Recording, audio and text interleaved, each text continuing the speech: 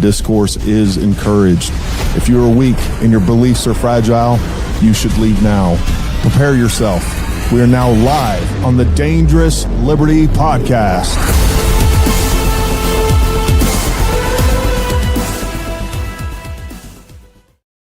All right, folks, happy Saturday and welcome to the Dangerous Liberty Podcast, where we know that safety at the expense of liberty is slavery. We got a great show for you tonight. Hope everyone's having a good weekend. Everybody's being safe out there. We got a lot of stuff to go over and recap, and yeah, it's going to be a lot of fun. I want to say hi to everybody over in the comment section already. We're going to say hi to Sandy Shirley SSI, anti-malware, Annie Oakley. Let's see here. Who else we got over there? Jason TG sponsor, Mr. Ken, aka Chiller, and many Jim 8, Tri 8, and many more. Anyways, I'm gonna go ahead and bring on Gray in just a minute, and we'll talk a little bit. Then we'll go over the rules of the chat and how we conduct this thing. And then we'll take it from there. We'll let everybody, it always takes about 5-10 minutes for everybody to trickle in. But I hope everybody is having a great weekend, and I'm excited about this show.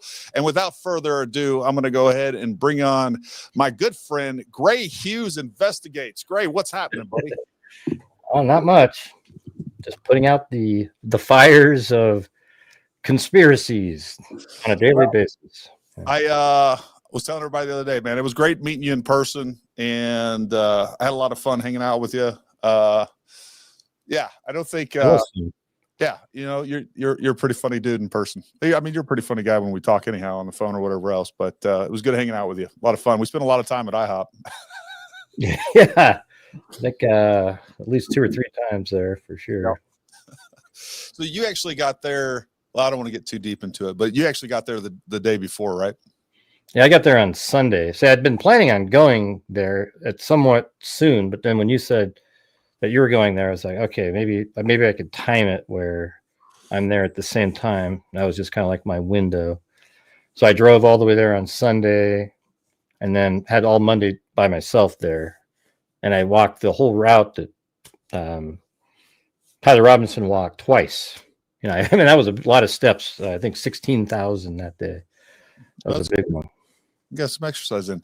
I think we should have the 3D modeling program done by either tomorrow or Monday. I've already got there's a couple of folks helping me out. I really appreciate, and I should have wrote the names down, but I know there's a few of you guys that are working on making sure that we had a good representation of the 3D tent so we can put that into the model itself.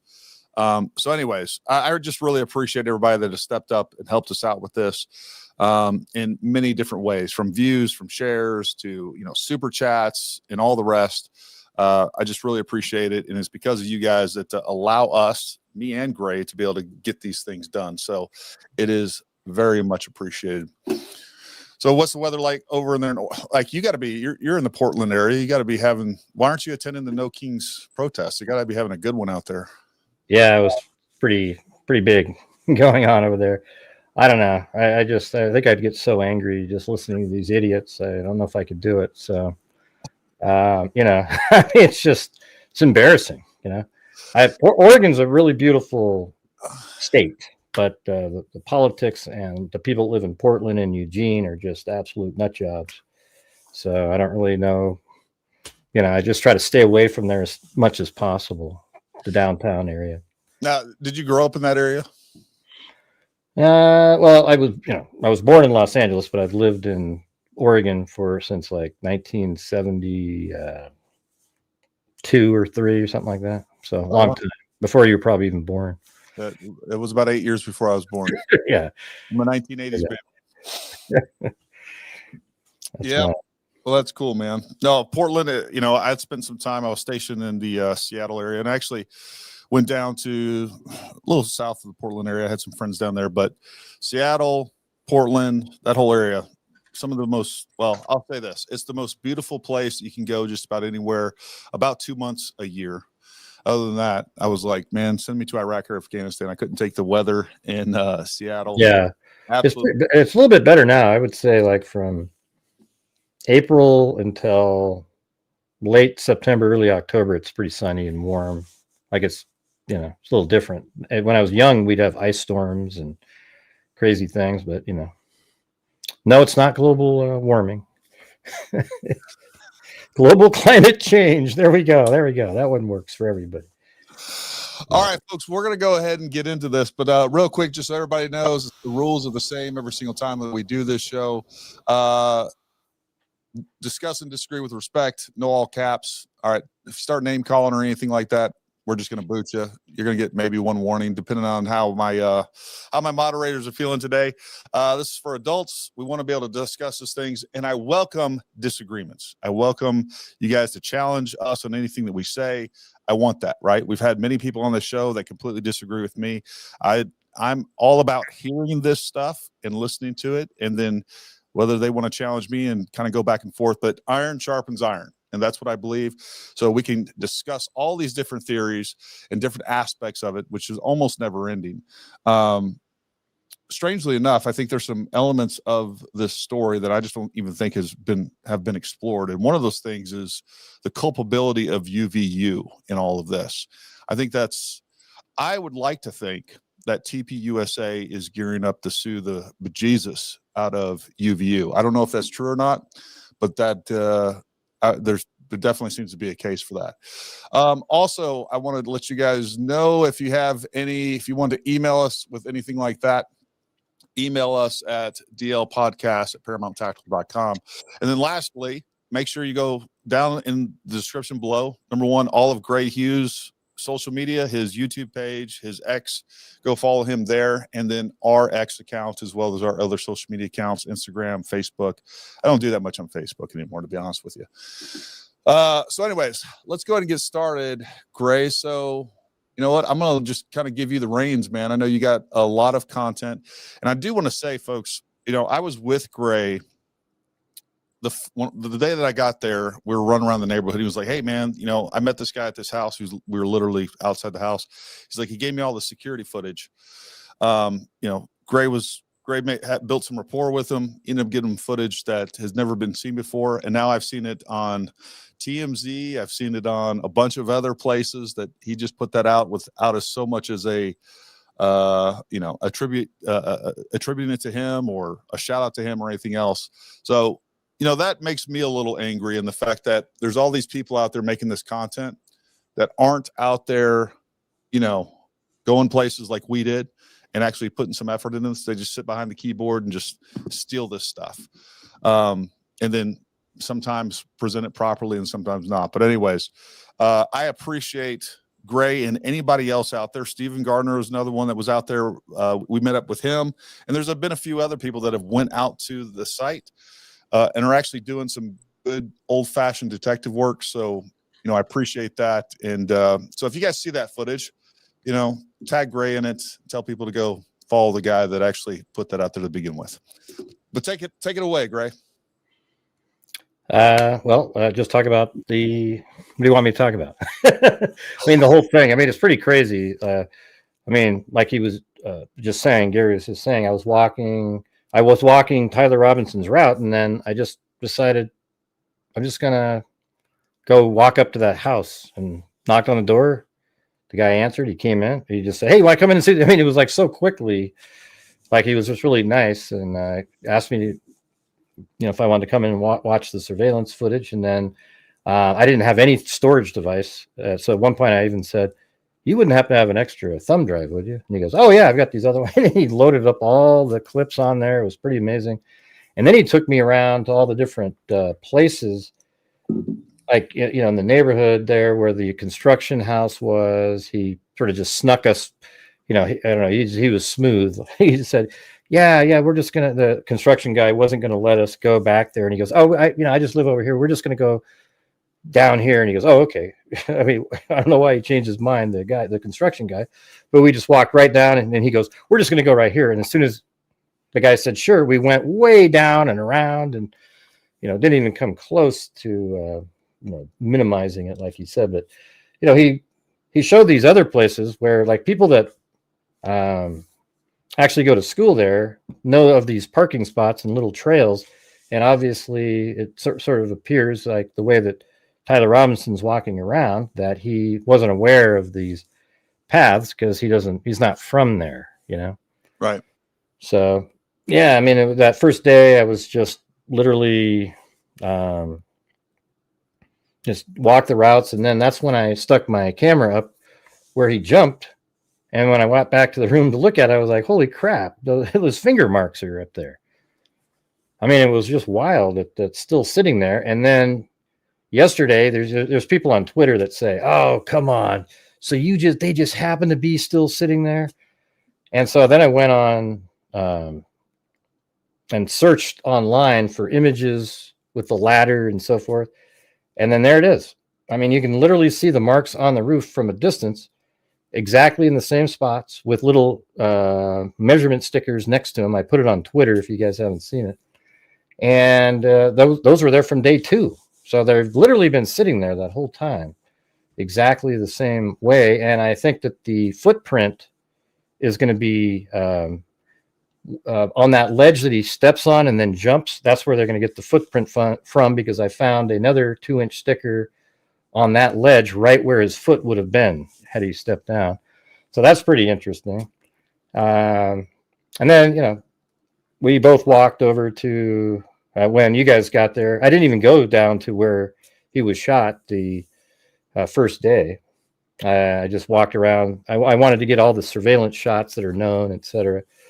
But when you go there, I think you probably agree. What did you think? What was your take of walking the whole route that we did, through the parking area, not parking, through the tunnel, up into the parking area and around, and then up on the roof? What did you think of that?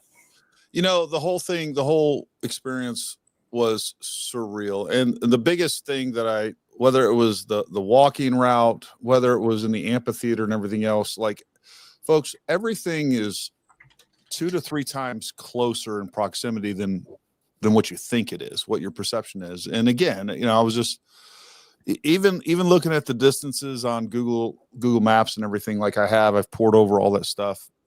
I've spent, hundreds of hours. It's got to be close to that at this point. I mean, every day I've put 6 to 8 hours into this just about every single day in one form or another since this went off. And like, I felt like I had a real good perception of what was happening. But when you get there, just everything, like the route wasn't that long. The escape route wasn't what I thought it was. How close everything is in the amphitheater is nuts. And I hope that, especially if you're investigating this, or you have theories about all this or whatever else, I hope at some time, if nothing else other than to pay respect to Charlie, you guys get to go there. Because like some of the theories that are out there of where supposed shots come from, if you're standing there, I don't think the average reasonable person, if you look at this objective, like, to me, there was like, especially like we're talking about a shot from like the 4 o'clock coming from the, like, folks, I can't even explain to you how close that is. There is no possibility that somebody was either on that ledge where the now infamous bush was, or even on top of that roof. They were able to get a shot off with everybody there. I don't care if they had the most silent gun ever. There's almost zero chance how close everything is that they would have been able to do any of that stuff without being seen, without us having very clear footage of them or anything else. So I think that was my biggest takeaway and the thing that surprised me the most. Yeah, I think you also mentioned too, like I did, how easy it is. Yeah, it's like the easiest damn thing in the world. I mean, I think that's sort of the main thing. Again, yeah, everything's really close. When you start walking it, you're like, oh, but that's part of what makes it easy too. Yeah, it's like you literally just walk through the tunnel, go up into the parking garage, come out, walk down a little utility road, walk right up to the Losi building, walk into the Losi building, go out the back of the Losi building, walk up a set of stairs, you're on the roof. And then you just step over a wall, lay down, put the rifle together, run to the corner, shoot Charlie Kirk, and then get the hell off the roof into the woods, and you're out. I mean, it's like, it seems like he had to have planned this because it was so well executed, even though, the outcome sucks. But I'm just saying, you got to admit, like, it was like, I think there's zero chance that there wasn't. I don't even know if I want to say like significant planning, but it took some planning to confirm some of those things. And one of the things that you and I were just talking about right before we jumped on here, it's one thing to know that you can go right up to the roof and all those other things. The thing that you were talking about and we were discussing right before we went live was knowing for a fact that he had a line of sight from the edge of that building. Right. That is one component of this that, I mean, he almost would have had to have gone out there at some point onto that roof, into that exact spot to be able to confirm that for sure. You can definitely look and you can definitely see from Google Earth. I think you can get an idea that you're going to have a line of sight. If you want, you can throw me on there. I can just Yeah. Yeah, so like right here, this is where the door is to go into the low-C building. Then you come up the stairs, and there's a fence right here now, but you can just jump right over. That's where he put the rifle together. And then right from over here, I think right around like 12, 23, 25, from right in this position, you just go like about like that. And then, you know, Charlie Kirk was right here under the tent, you know, right there. So it's really, you know, how did he know? Like if the thing is, if Charlie Kirk was set up like 10 feet to the right, you might not, I guess he could have still moved over right to the edge of this thing, you know? So from right there, there's still a little bit. Yeah. You know? Yeah. It's crazy though, but like, you know, if he'd laid down, that's probably why he shimmied over too. Like he gets over there and he shimmied over, they said in the documents. So he kind of went like that, low crawled, I think they called it. Is that a military term? Yeah. Well, I mean, that's technically not low crawling, but right. That's what they said though. Whatever. Yeah. Okay. He was in the prone and he moved laterally to his left. We'll just call it that. Yeah. So like, you know, using Google Earth, he could have done all of the stuff that we're looking at here, and then maybe even could see that there's stairs, you know, from right over here. You know, he was like, oh, there's stairs that go up there. And then sort of planned it out. And then he goes there early, maybe 8:30 in the morning, and goes around and looks at things, and then does a dry run that I think, because originally we were told, remember that one footage with the maroon shirt, that was at 8:08 in the morning when he's walking in the TMZ surveillance footage shots. Yeah. They said it was 8:08, but it's really 10:08 because I did a shadow analysis using 3D Studio Max and a daylight system, and it absolutely matched up. And I think it's 10:08, and they're just off by 2 hours. Maybe that's what it said on the camera. And then yesterday on my show, I actually timed myself from the house with the surveillance footage and walked when I got right there, it was 10 minutes. I mean, it was literally exactly the same. And then even timing Tyler Robinson's walk to a certain point, we calculated how long it would have taken to get to that camera. And again, it was 10 minutes. So it's like, I was suspicious that he walked by that camera at about 10:10, like it was after the first one at I think it's at 9:57 at that house. So, you know, it makes sense. And when you walk down there, down that street, there's nowhere to go other than through the tunnel to get out of there.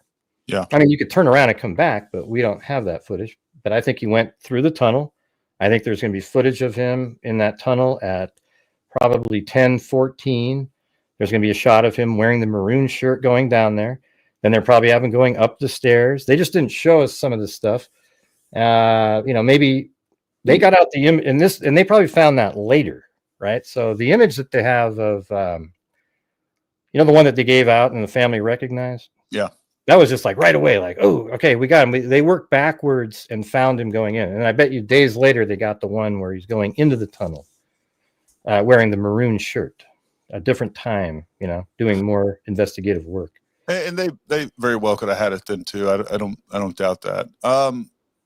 One thing I did think was interesting about the footage that you got from that gentleman, it does look like, and maybe it's just a lighting issue, but it does look like he's wearing a different color backpack. Well, what's your thought on that? Yeah, I mean, sometimes just having, I mean, a good way to compare, I guess, would be go to pull the video that he is walking by at 10:10 and see if it sort of looks blue in that one too. But it could, you know, it could be lighting. I mean, we haven't really seen when he's going up the stairs in the security in the parking garage. Did it look black in that one too?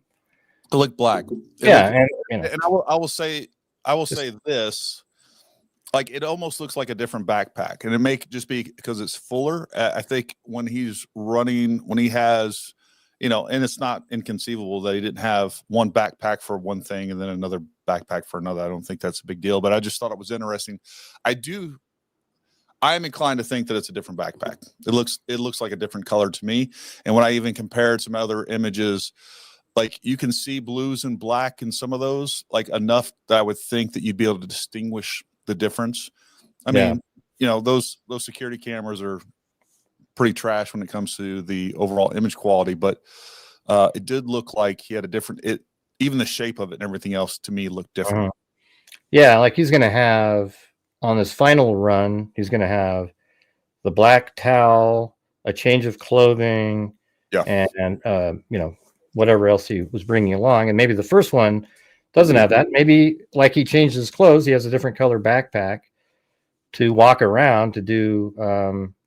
What's weird is people are making, I'm not sure when they're pointing that out, what they're trying to imply. They're like, again, hey, it's not the same guy, or what, No, I think anyone, and to some degree, rightfully so. I think the details matter, right?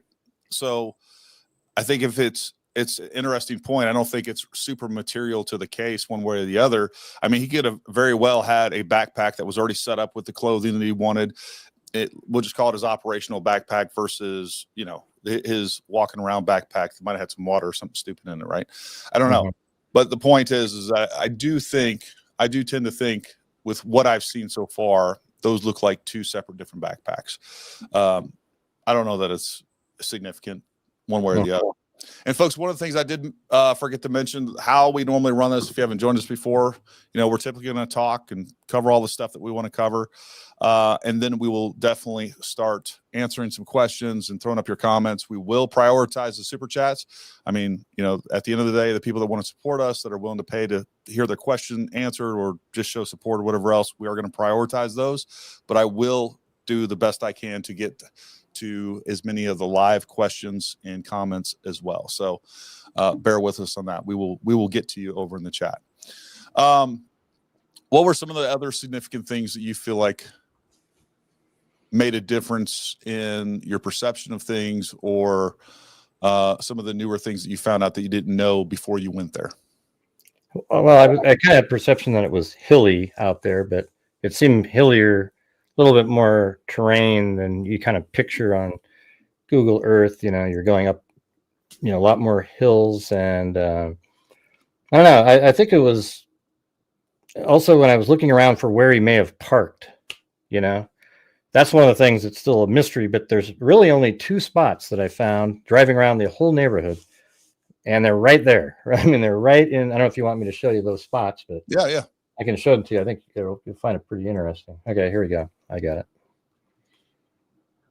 Yeah, so one of them was mentioned on one of my shows, but where I parked was right here when I went to, this is the house with the surveillance footage on it, right here, right? In the upper right-hand corner. And, remember, he came from that direction, and the car drove that direction, but it probably went on campus at that point. But I think, if you look at this spot right here, it's crazy. Look at that. Right here, I was parked by this fence underneath that tree. There's like no way anybody's going to see over there. There's a fence over here with that whole house there with no camera on it. And then that's all you got that direction. There's no coverage. And then let's say he was parked there and he had his door open, the passenger side, and then he's over there on the front passenger side, and he's just changing and putting the gun down his pants. Nobody would see anything. I mean, it's unbelievable. But everywhere else you go, like right here's terrible. Everywhere is terrible. But then the other spot, which makes more sense, like he moved it after the dry run, perhaps right down to here. And this is the spot somebody mentioned in the show. And look at this one. You got the fence there, a fence here. And if you face that direction and you're standing behind an open passenger side, that's the only possible view of any kind. Look at this, all these trees blocking everything. But as soon as you start going down here, all the houses, maybe there's cameras, you wouldn't feel safe doing that. But look at that right there. Again, definitely be more exposed. Right, and I went everywhere else, and there's nothing else that has anything close to those two spots, and they're right where you would. So let's say he moved to here for the final run, and then look at how this works out. So he's right there, and then he comes out here, and then he walks down the street, and that's where he's filmed, walking by that jagged wall down this direction. Right. He turns left down the final street right here. So, I mean, I think that's a really, I mean, at the end, when he's running this direction, he's going to go back up this way again, right? Right. Yeah. So then he goes here, and then he probably goes back to a car that was parked there. I just couldn't find any other spots. Go back to the sandy lot for a second there, Gray. Yeah. Is there can he cross into that street? We actually pulled in that street more than once. That sandy lot that he went through to the right, go back toward, nope, the other way. I'm sorry. Oh, wait. I'm not sure how we're delayed. Where do you want me to go from now? Toward the back of that lot. Oh, like this? So if he was parked, that is an open area right there to that street. I just wonder if he was parked over there, why wouldn't he go through that area? Well, the thing is, there's actually you're talking about this street? Yeah. There's a fence right there. Oh, is there a fence? Okay. Yeah, it's weird. Yeah, I thought the same thing originally, but watch this. See, there's actually a wire fence, and that'd be pretty hard to, negotiate without sort of, getting something caught on it, I think. I mean, he could have done it, but, sure. But he came running from right over here and then cut down and then went back out probably to the street there. But you're thinking that same thing, like, man, why didn't he just go down that street? And then I looked and I was like, oh, well, that explains it. Oh. Although he must have climbed over other fences, though. That's the thing. I mean, so I don't know why. Maybe that one just appeared different to him, seemed different, or maybe he just didn't think of it. Don't know. And why do you think that he climbed over other fences? I know we're talking about that. Yeah, walking that route. Yeah, so I think that he went in here, and that's where he put the rifle and the towel. And this doesn't look like this anymore. There's just a driveway that goes all the way up and around. And I think, and this is a house that has construction. So if I go on Google Earth and just look at it from June of this year, June 25th, this isn't even there anymore. But you can see that it was under construction. It's like a big dirt lot where people are construction folks, and I think even school people are parking. Right. This is from like a couple of years ago. So, but I think he came up here, up this steep little street right here, or not street, a slope there, and because he went back behind here, and a excavator driver saw him. So then he probably jumped over maybe a fence or so right in here, this area. Mm-hmm. And then this is the ROTC building. And then from right here, you can walk that direction. So it's also possible, though, that from over here, but they do say an excavator saw him. So let's say he walked up over here, and then he went out to the street, because he's wearing different clothing at this point. Right. And just a backpack. And then he goes right up here like this, and then onto this little path. And I actually walked to here. I don't know if you want to see that. I have it on video. It's pretty interesting. I made it to right there. I didn't realize where I was at the time. I might have actually kept going. That video, let's play it. All right, let's see. It's this one right here. So here's the ROTC. So that's the ROTC building, right? That's it. I'm in that lot that we were just looking at. So I'll flip it back over to here just so you can get the perspective. Mm-hmm. So right there, I'm standing right in that spot. And then and apparently he came down through here.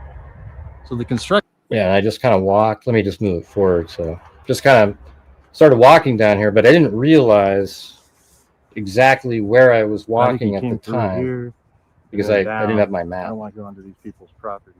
I was going to stop, but then I kept going. Nice face. Let's see. I'm going to keep area right through here. Yeah. So then I go through here. And you can even see this little structure on Google Earth, which is it's like a chicken coop or something. Right there. See that? Yep.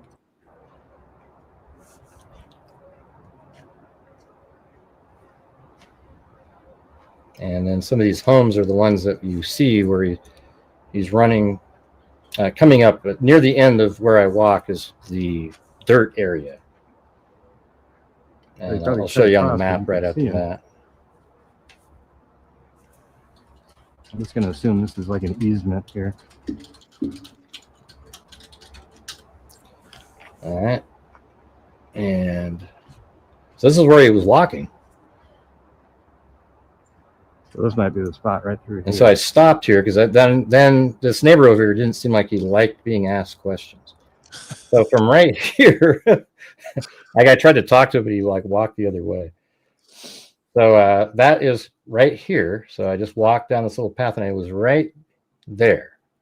Okay. So the video that you see him in the dirt area is basically, you know, right near. If I had just walked across here, I'd show up on that same video. And it comes from that house right there on the bottom of the screen, right? Yep. This one, yeah, that one. And then this is the other camera that doesn't have time on it. It doesn't tell us what time it is. But then he came running down this direction. And then I think because earlier he was walking this direction, he thus has to head back up that same direction to where his car is. And then it sort of makes sense that it would be right there, you know? Some of these other neighborhoods they're so packed with homes. You see that? I mean, just really hard. And how far do you think you'd want to walk with a gun down your pants? Yeah. You know? Anyways, you can throw me back on there if you want. I don't have any. Yeah. I mean, that is. I mean, I think that's how he got out of there. I think it was just pretty kind of simple. I think he sort of had it planned a little bit. Maybe just went up that little slope and jumped over, and you know, I mean, that is kind of interesting. Like, how did he know where he was? You know, like if I went there and I'd never seen anything on a map, how would you know where you were to get back to your car? Like when he's in that dirt area, how does he even know anything? Yeah, you know what I mean? Like that's weird. No, and I'll tell you too, like even one of the things that we're kind of touching on indirectly is you can look at all this stuff on the map and Google Earth and you feel like you know the terrain, but when you get there, it is, and you know, again, I've done a lot of land navigation. It is so different than what you realize, and you're right. Like that terrain out there is much more hilly than you actually think it is. Just to give you guys an idea here. Let me share this screen real quick.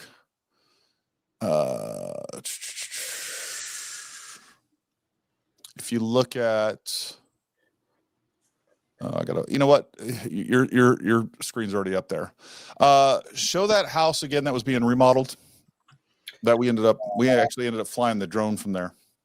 Oh yeah, right here. Yeah. Oh, where'd you fly the drone from? Right here, over here? Literally in the backyard of that thing. Yep, like right where your first just was. No, there's that. Oh, right here. Nope, the solar panel in the back. Oh, really? Wow. Yeah, like literally right off that. So you went right in the backyard? No. the other solar panel. There's a deck right there. So just to give you guys an idea of the terrain from that spot, I shot a short from there, and folks, you can see the entire campus from that spot. Like that is significantly higher in elevation than the campus.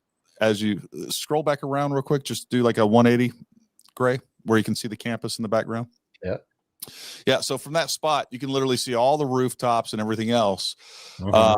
So from this, even from this 3D map, I mean, here you can get an idea, but from a 2D map that you're looking at or whatever else, like you don't realize how high that elevation actually is. And from there we were able to fly the drone. Peter was able to keep in a line of sight on that drone the entire time and all those good things. So the terrain is confusing to say the least. And you're right. I mean, I think his path and the way that he moved and how quickly he got to and from, he clearly had he was very familiar with that area one way or another. I don't know.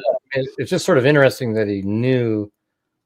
Like he must have known that this little path was here and how he was trying to get over here. But it seems like if you're in there, you wouldn't, unless you'd been there a bunch of times. Like I've seen it on a map many times. So when I went out there, I was actually pretty I mean, I literally, that's what I do, is just mapping, you know, like that's kind of what I when I work through cases.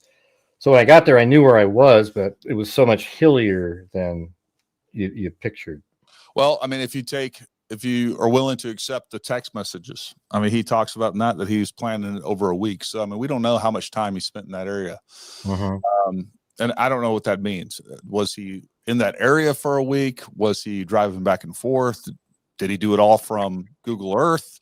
Was that the first day that he was there, but he was able to walk around? You know, again, we have some of this footage coming from surveillance. We don't know what else is out there and who else caught him, but maybe the FBI or Utah investigators have. But it's interesting, to say the least. I do think that there's almost, well, I don't think there's any chance that his Lance Twiggs didn't know about this. We don't know what other roles that he may or may not have had in this, as well as, you know, potentially other people in his Discord chat or whatever else. So that is the big piece to me that seems the most odd, or that would take the most planning, is that line of sight from that particular rooftop, knowing that you can get there easily, and then knowing that you would definitively have a line of sight to Charlie. Like, that didn't happen by accident. And, you know, maybe he is just smart enough. I mean, it's not crazy to think that he wasn't intelligent enough to figure that out. But at the same time, I think that is the one thing in all of this that indicates a level of planning that I probably wouldn't have expected out of him. Let me just show on the map where all the different surveillance footage is that we have, just so people can see it. You have to switch me over. Yep, I got you. All right, so this is the surveillance that I got the extra footage from right over here. There's a shot of the vehicle at 8:23, and then Tyler Robinson walking with a maroon shirt at 9:58. And then Tyler Robinson walks around like this.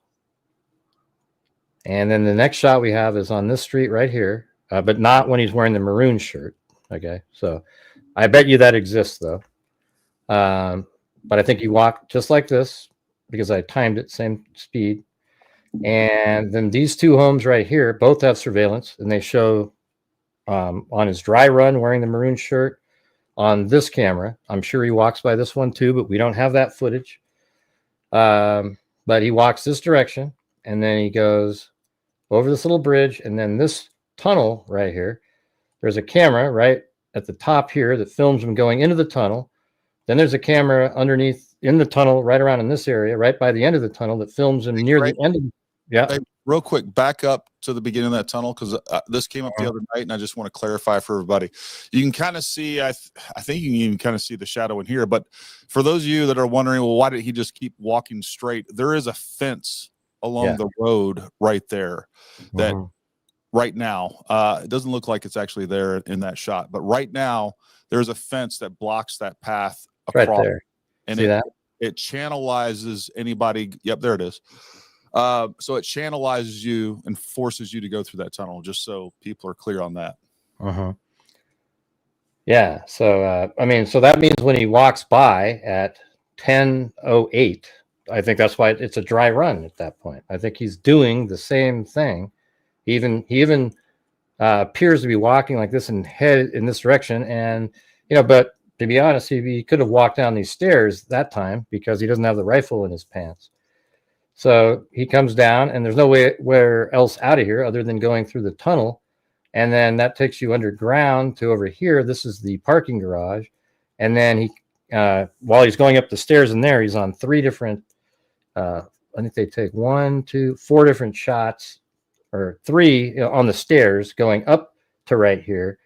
And then there's no other shots that we're aware of. I'm sure there might be something else that filmed him until he gets over here. And then at 12:02, a camera that's right up in this area, I actually have a drone shot of exactly what you could see. I made a video with that in it. And he comes around. You'll see it on video. He comes around, walks over there. He's on camera this whole time, then goes into the building. Then we don't see him for like 10 minutes. And then he comes up these stairs, and then he's seen on camera again at 12:15 over in, up on the roof. And then at 12:17, he climbs over this wall, and then he sits there for 5 minutes. And then you'll see on camera him get up and run over to here. And they're going to know, law enforcement knows exactly what time the shot was taken. I think it was 12:23:25, something like that. Yeah. Yeah. And I think what they're going to know is exactly when the shot was. They're going to link it up to the surveillance time code, and he's going to stand up right after the shot happens, and then he's going to run this direction off the roof. You see it all on camera. He jumps off, and it's even on camera when he's over here going into the wooded area, and that's why they were able to go, and that's why they knew we went into the woods. So they go in there, and then they find the rifle and the towel, and he had changed clothes, and he was going to go back and pick it up according to the text messages. So I don't know. I mean, my thing is the text messages, while I see some parts are odd, I don't know if that's a scheming text message to protect anybody. I think it was like he was feeling vulnerable, kind of alone now. Now he didn't realize he'd feel the way he feels after killing somebody. And he's like reaching out, trying to get a hold of, the one person that might care. And, he said some things and then told him to delete it at the end, but I don't know. Yeah. I don't know. Like at a minimum, it feels contrived, but I don't know. I don't necessarily think that it was contrived by law enforcement. I know that's what a lot of people think.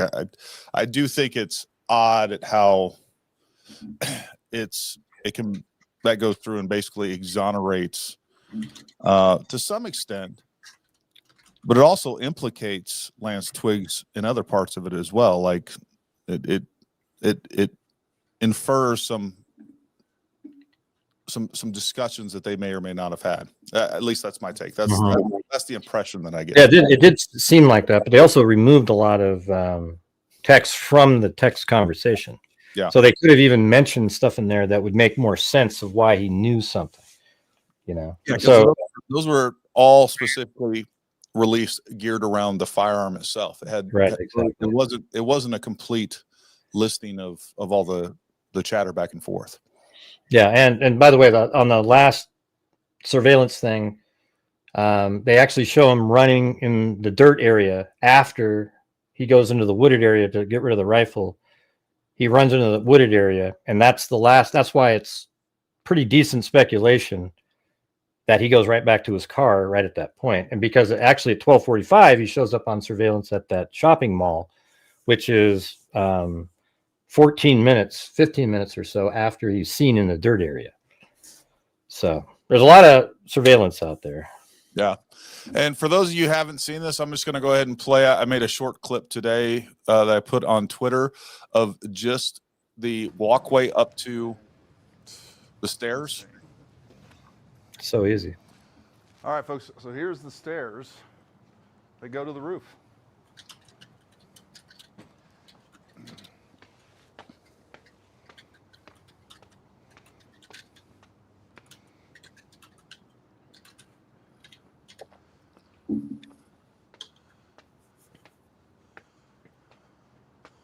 Wow. That was your first time up there, right? Yeah.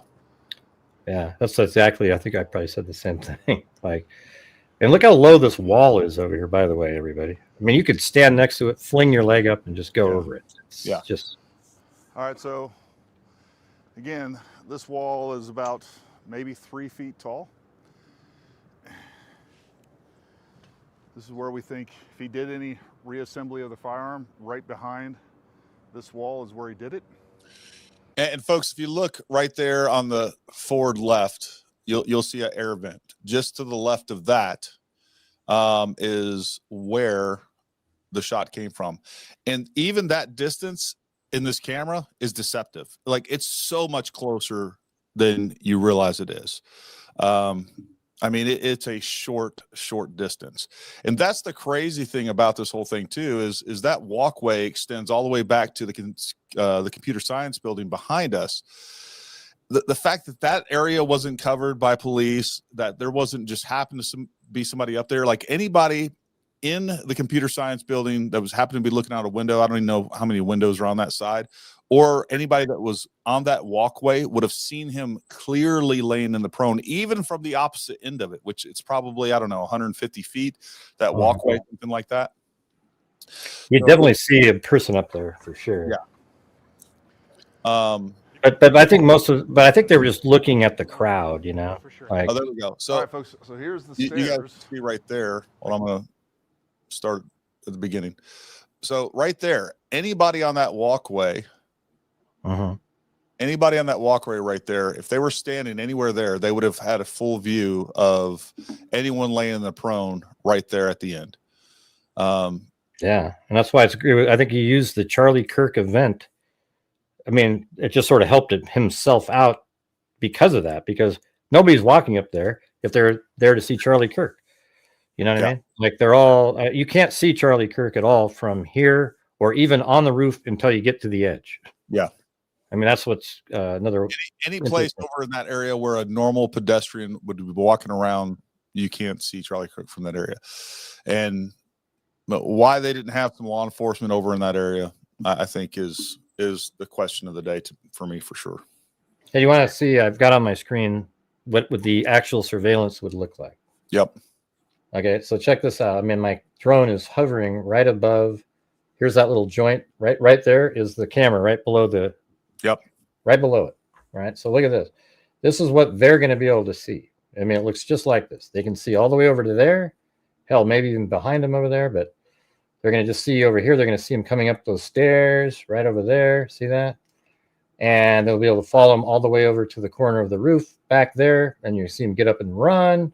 He's going to go around, jump off. And then when he's running through that grassy area over there, across the street, and then look, it's going to look like that.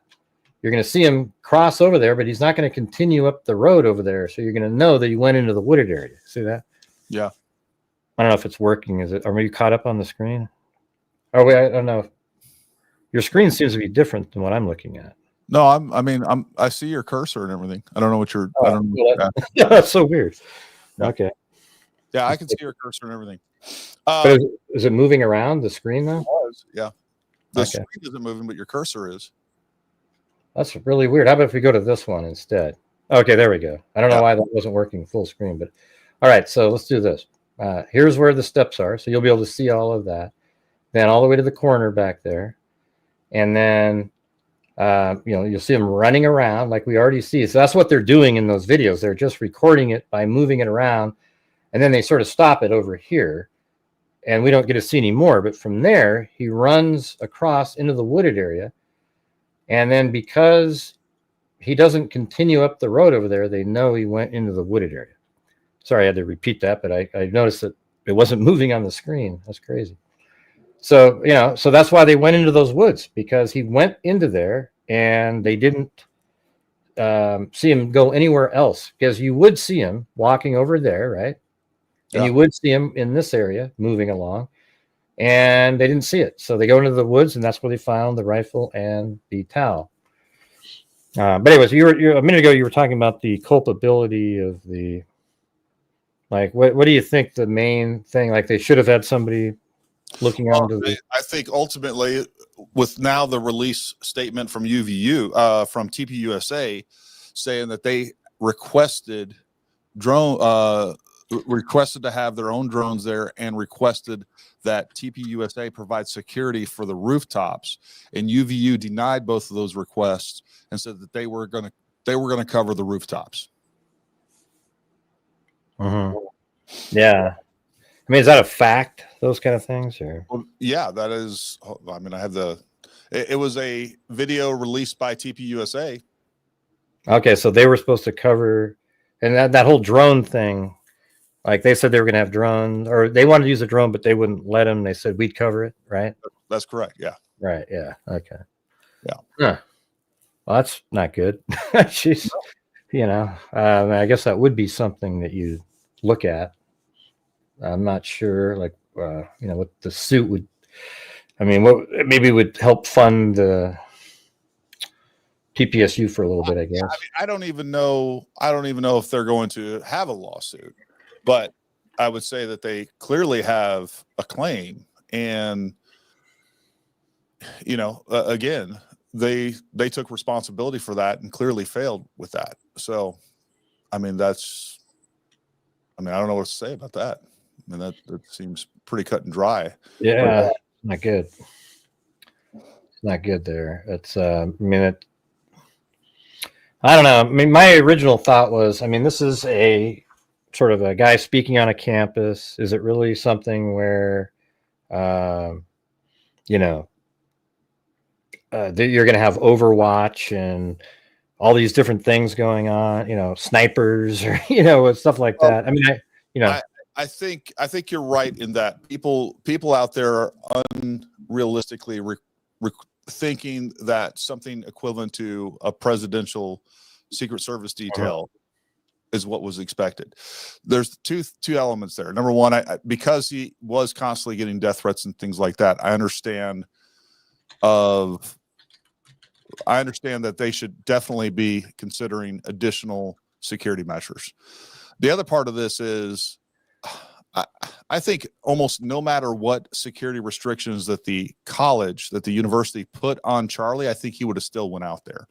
I think Charlie understood that he was assuming a lot of risk anytime that he went out. I think that's just part of what he did. And quite frankly, I think that was I would do the same thing, or at least I would like to think that I would do the same thing. Like, I'm not going to because that's what these people are. They're terrorists, right? People that are sending you death threats, saying that, whatever the threats are and the insinuation is.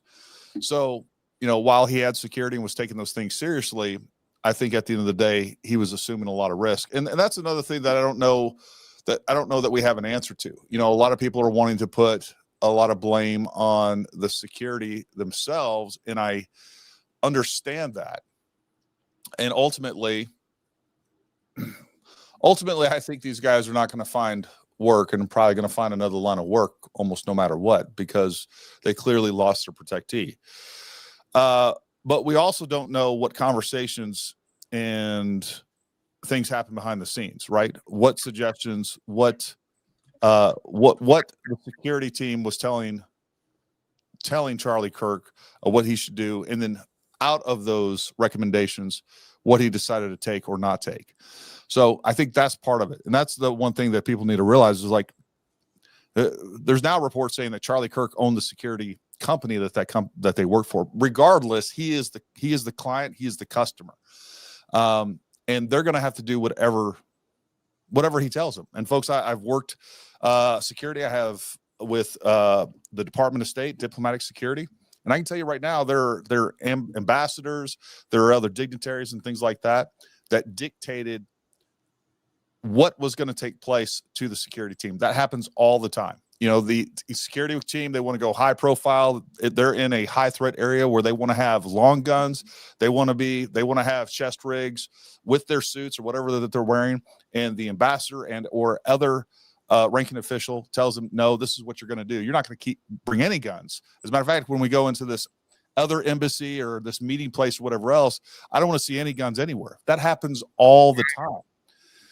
And the same, you're going to have even more control over that when you are a civilian and you've hired civilian security. So, I don't know what conversations happen behind the scenes. I don't know what recommendations that the security team gave Charlie and which ones he took and the ones that he rejected. And nobody out there does either.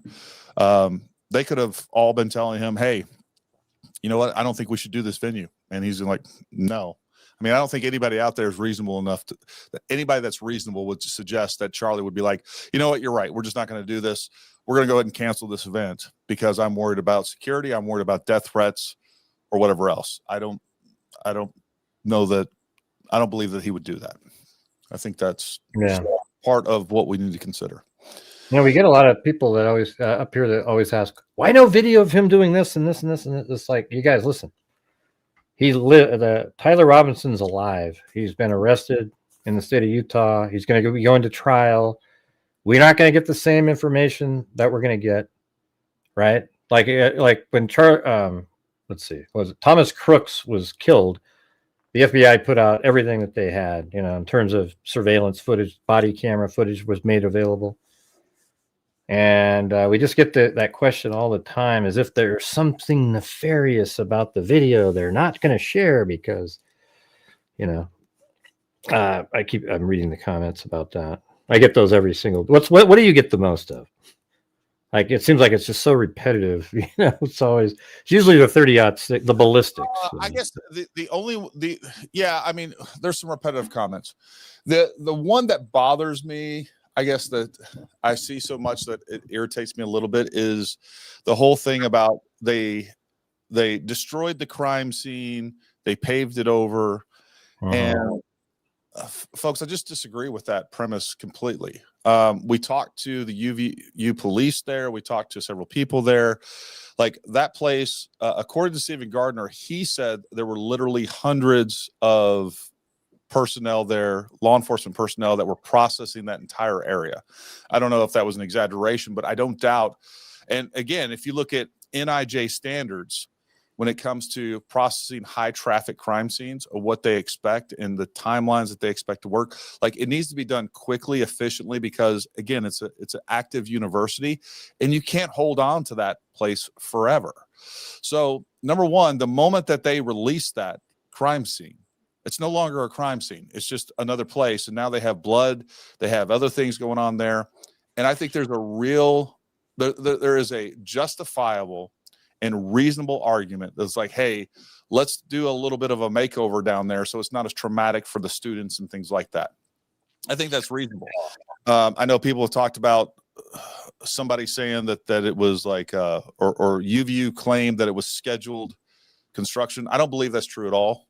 I don't think it was scheduled. I think they wanted to kind of get it cleaned up and get a redo and get things back to normal for UVU students. That's what I think.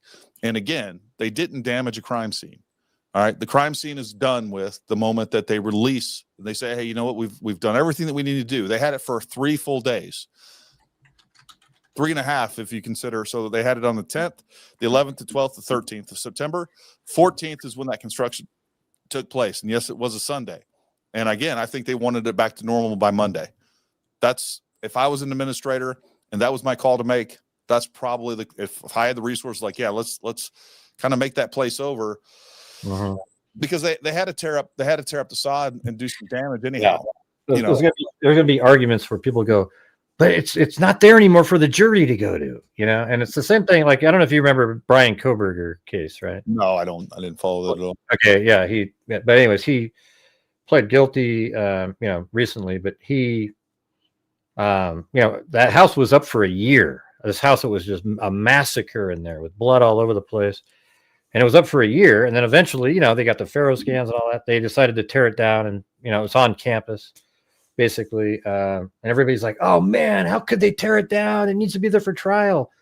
Really? I mean, who the hell knows when the trial is going to be, right? If it's in 5 years from now, you're going to still have this house sitting there. And then there's an appeal. You still have to have the house sitting there.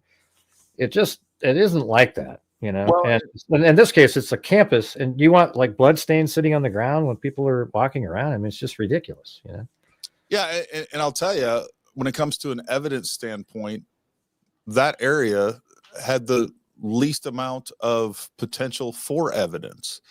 I mean, I don't know what people expect to be done with that, to be honest with you. I think people's expectations on this, and look, I get it, and I'm with everybody. I'm not interested in taking the government at their word. That's what we're here to do. We're here to go through this stuff, look at it, and look at the evidence, and whatever narrative comes about, that's the narrative that comes about. I'm not interested in what the government says. I'm sure as hell not interested in what these different conspiracy theorists say or whatever else, or just people coming up with alternatives. I don't even like the term conspiracy theorist, because that is kind of a pejorative, right? But I mean, at the end of the day, we have to look at what's going on here. And there's definitely misinformation. The whole reason that I put out that video that I just showed you guys of me going to the roof is because I constantly see on Twitter, and I was literally replying and retweeted a comment of someone saying, my friend used to work at UVU and you had to have special access and special keys to even get to the roof. And stuff like that has been going all throughout Twitter and all throughout, you know, the internet since the beginning of this. Just nonsense. And I'm like, no, whoever told you that is either lying or don't know what they're talking about. I mean, at the end of the day, there's only one narrative that can be true. And it's sure not the camera gun narrative. It's not the, you know, midget snipers popping out of hatches narrative. It's not, you know, the palm gun narrative. It's height challenged. Hey, listen, it's height challenged. Okay. Height challenge. I don't know. No, they're bitter because they've never ridden a roller coaster. What I can tell you for sure is, while I don't think we've gotten as much information as people clearly would like from the government, 98% of all the misinformation that I've seen has come from the private sector. And I don't know what that's about. I don't know if that's just people grifting. I don't know if it is, you know, just so chaos. I don't know if it's coming from the left to divide the right, because they're doing a good job on that right now. You know, so like we all need to be discerning, think about what's going on, use some critical thinking, and look at the evidence. Because the biggest problem that I see people is they're latching onto narratives, and then they're trying to find the evidence to support that narrative. That's a problem. And that's not how you should approach any of this stuff. That is not first principles. That's not just objective analysis of anything. Like, you're like, you know what? I like the camera gun idea or whatever else, or whatever. And then you're like, I'm going to find, like, you are creating a problem and searching for the evidence to back that problem. So I think it's a backward way to look at this. See, the way I do it, and people think that somehow it means I'm buying into some narrative. See, I don't really consider like the factual, like when a prosecutor puts something out, I don't really look at it like, oh, it's you know, the word narrative has become sort of negative sounding to me, like a story somebody's inventing. So what I do is what's that? It's become like a pejorative for sure. Like right, exactly. Negative term. So you know, what I do is I take the information that's in probable cause documents, and this one had probable cause and a charging document that had some competing information and some corroborate, you know, most of it was the same. But you know, you put that together and you see if it matches what you're seeing. Yeah. In the surveillance footage, et cetera. And I mean, I'm just being honest here. I haven't seen a damn thing other than, you know, the at the very end, people say, how come the bullet didn't exit the neck? That's really the only question. But to me, this is one of these cases where it's so, it's one of the strongest cases I've ever seen. I've covered thousands of cases, literally, it's crazy. And this case is so strong. But then to make it not strong, you have to attack every single one of the 30 points that are so powerful, with some kind of conspiracy of why that's not the case. You know, all of a sudden now his parents didn't say that was our kid in the surveillance footage. Really? And folks, there is nothing out there, not a single report. People are conflating internet myth, and these narratives started on the internet and in YouTube and TikTok is a big source of it. Of these things people are putting out there, but you can't match them up to any corroborating official source. There's no one saying that his parents actually said that it's not his. That's another thing. The other one that just recently came out, I've heard, is, oh, well, Tyler Robinson had some congenital defect or whatever, that he had a limp. Like, there's no evidence of that whatsoever. The key here for me is, like, I don't want to be tricked by the government, but I also don't want to be tricked by some loser behind a keyboard either. Like, that's making stuff up. And for whatever his motivation is, whether it's to sow dissension amongst the right or just to sow dissension amongst our country, I think some of this stuff is foreign based, whether it's from China or, if you know, from Israel or whatever else. I don't think Israel has in that this element, the narratives that have formed around this have been more detrimental to Israel. And that's what I mean. I don't think they're trying to sow additional information in here. Because, I mean, for whether it's true or not, Israel has definitely lost a big chunk of the Republican Party because of the accusations of saying that Israel is somehow involved with or behind this. I think it's really dangerous, actually, for Jewish people because, we already got the left that doesn't like Israel at all. They are always attacking, and ironically, Jewish people are usually Democrats. And then you've got the Republican Party that's always supportive of Israel, but now there's this huge swath of people. They're like, oh man, they had something to do with Charlie, mainly because of Candace Owens and some other people now jumping on her bandwagon. And it's just, it must be a scary time for Jewish people because there's where's the peace side? The side that you might feel, I don't know, it's just kind of freaky. Well, and that is, look, I will be the first to tell you, look, it is absolutely right and justified to criticize Israel, its government, all this other stuff.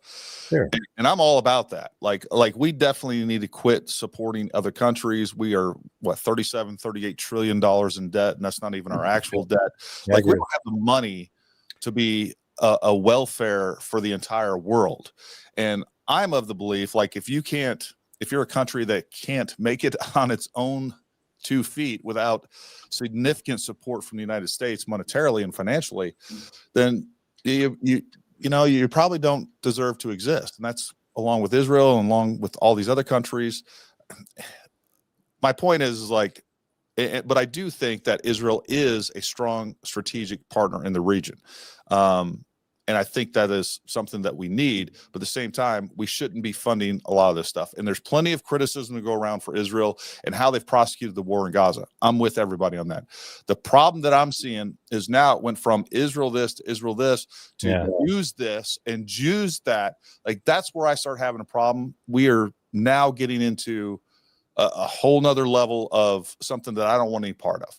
You're becoming racist. That is bigotry on its face. And it's fine to criticize whatever, but the moment that you start labeling the entire race into the affairs of the government they're associated with, that's where you start to lose me personally. Yeah, and I think when you're saying that Mossad is behind taking out Charlie Kirk and the Israeli government because he seemed to be, wondering at the end, whether he should support Israel or not, and the weird part is Candace Owens has been so much worse than Charlie Kirk ever was towards Israel. Yeah. And it's weird. Why would they, wouldn't they just have somebody talk to Charlie Kirk or something? And by the way, who would ever even take somebody out anyways for just criticizing somebody? It's just ludicrous to me. Well, I don't know. If you think that the country the size of New Jersey can have all the influence that I hear attributed to Israel, that means these are some really smart MFers, right? They're extremely smart. They're strategic. They're tactical. They know what they're doing. And if you think that they wouldn't foresee the blowback that has taken place by taking out Charlie Kirk, that, hey, this would do more harm than good because all of this back chatter, all these discussions of Charlie, is going to go out in public, they would be pretty dumb to take out Charlie because they're going to do exactly what we're seeing, but at a much larger scale if we had something especially tied to them. Right out in public too. Yeah. It's so stupid with thousands of people. 100%. And then wouldn't Tyler Robinson be part of that? And we could, maybe in interrogation, he can cut a deal and say who was really behind it because he was there, right? Everybody. I think there's a huge, and to be fair, I guess we currently don't have definitive proof. Yeah, we can say that I would the wait DNA on the trigger. I would say that the guy in the video sure looks like that. Well, see, I don't do that. I mean, it's okay though. I understand some people not doing that. They want to, innocent until proven guilty kind of thing. And that's fine, and I support that. Which is why the same people that are going to say that, which is why you're not getting the evidence that you want, because he is innocent until proven guilty, and we need a jury pool that's not completely tainted with all the facts of the evidence and all the facts of the case, so that he can get in there and they can present it to a jury pool that isn't deeply familiar with it and say, and objectively assess the evidence. So I will say that there's a huge swath of people that don't believe that Tyler was ever there.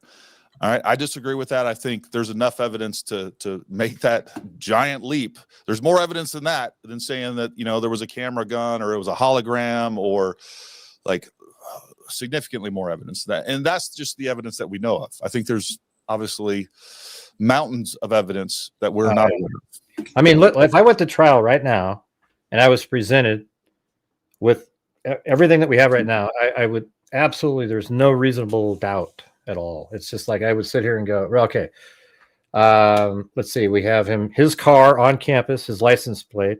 We see him later on a camera at a Dairy Queen that shows his actual face sitting there. So he's in town. And then we have a guy that his parents said, oh, that's our kid going up the tunnel to the parking garage.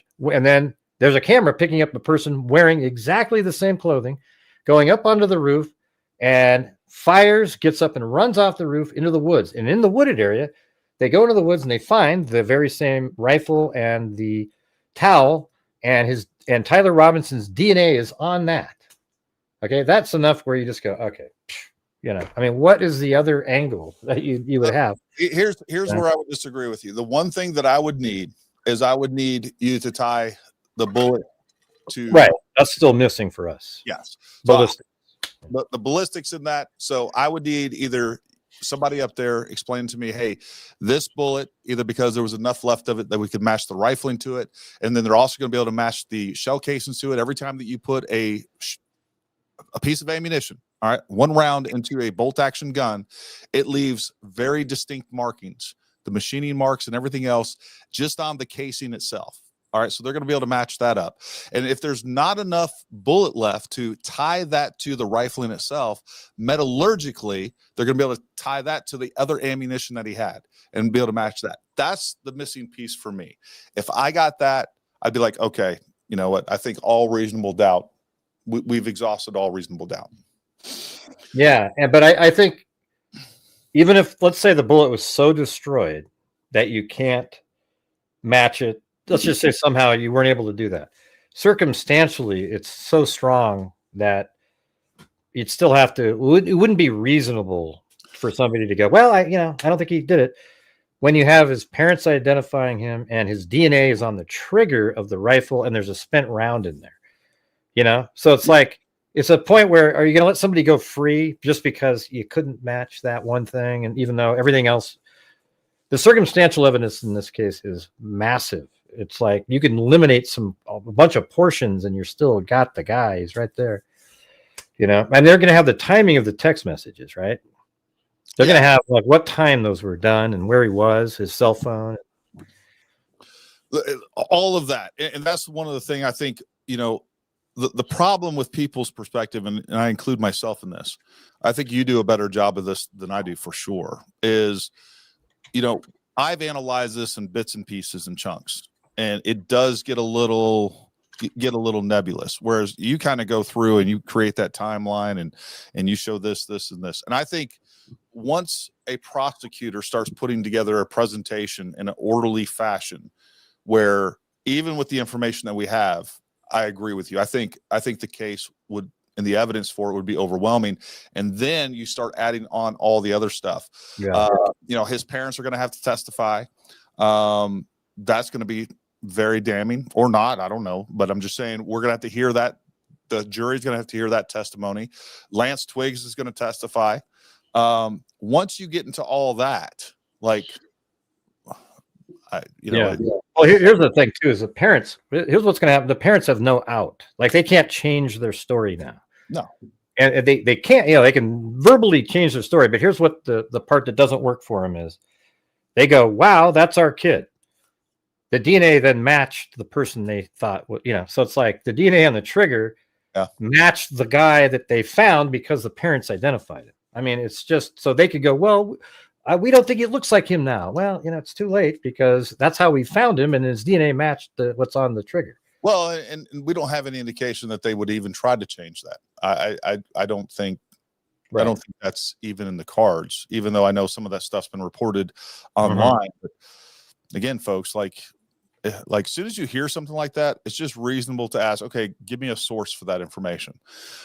Today was a great example of that. Today, I saw a picture that supposedly came from a helicopter that flew over that Charlie's tent long after the event, the incident took place and the assassination took place. And it looked like there was it looked like this dark blood all over the ground back there.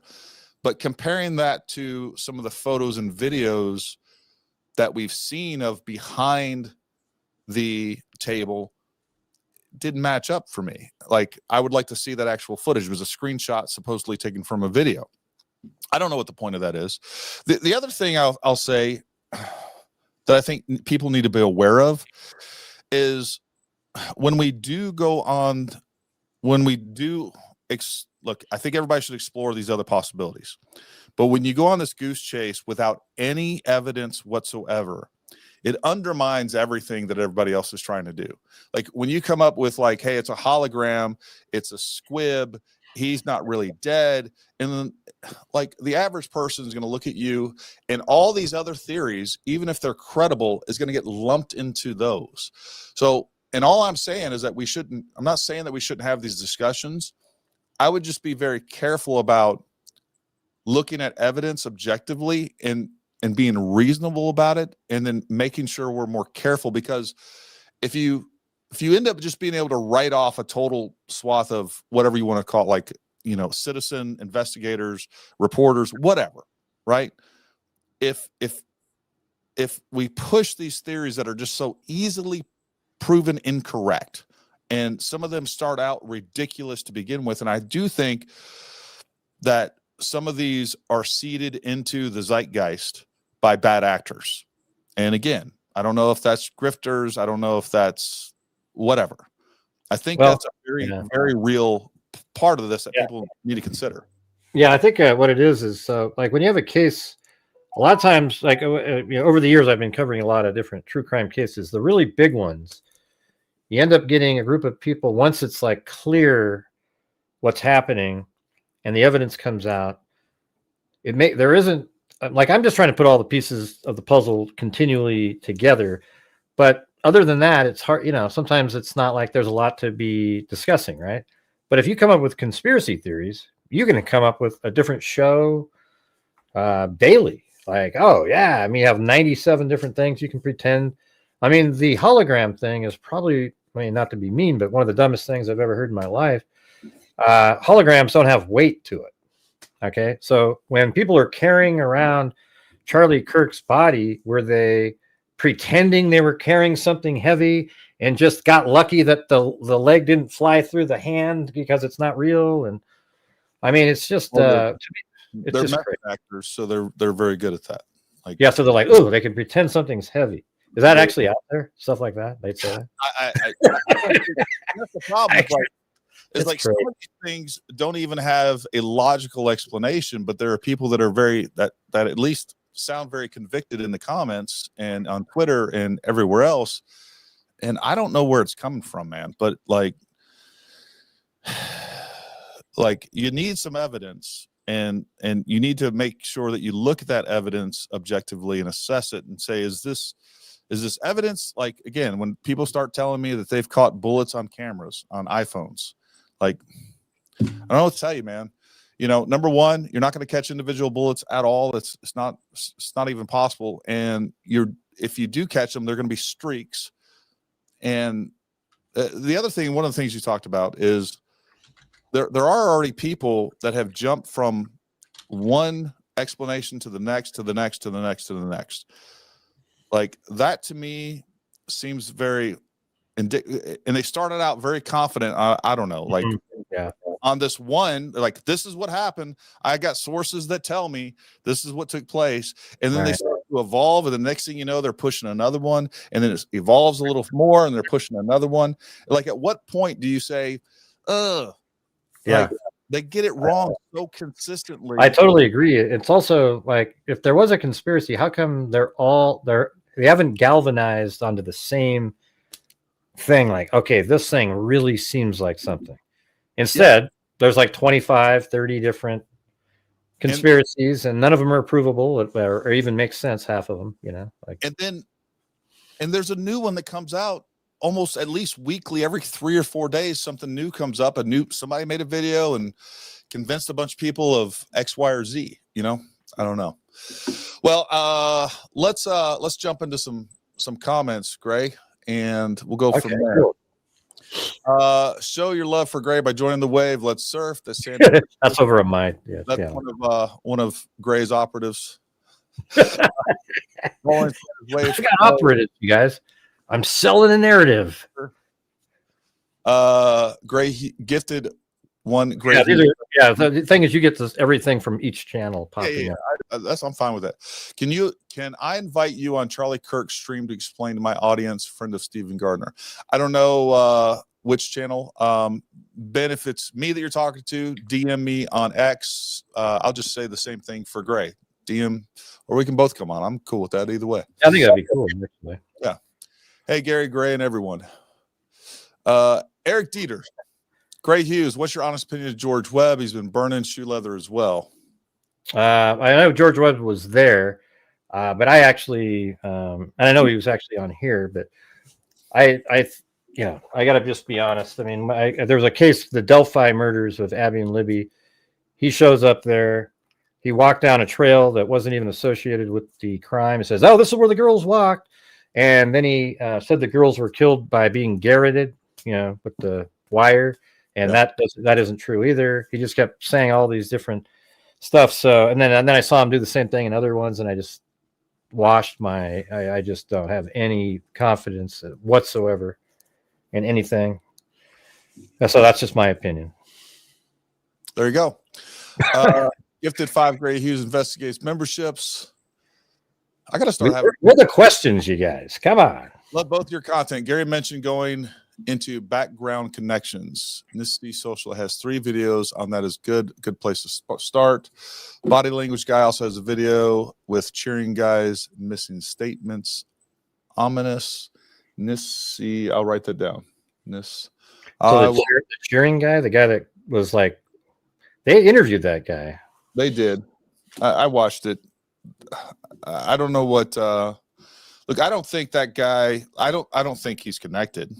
I think it's for those you don't know, the interview basically he was trying to recapture exactly what happened in Butler, where Trump stood up and raised his hand, and by the way, there was other people around him that he was basically, that have confirmed that he was pro Charlie and heard him talking, and so there were some people that corroborated.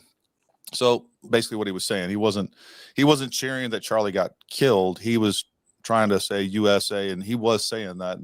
There's video. His face is kind of weird though. It looks a big smiley, but it's like whatever, If he had nothing to do with it, then who cares? It's just one of these things where people aren't always doing exactly what you think they should be doing. And when there's a video, that's why there's people, they scratch their, oh man, he's signaling something. People, they're just doing something. Well, some of the stuff I can, like, for instance, like that guy, or the hand signals. If you want to attribute the hand signals to whatever, I disagree with you, but that's fine.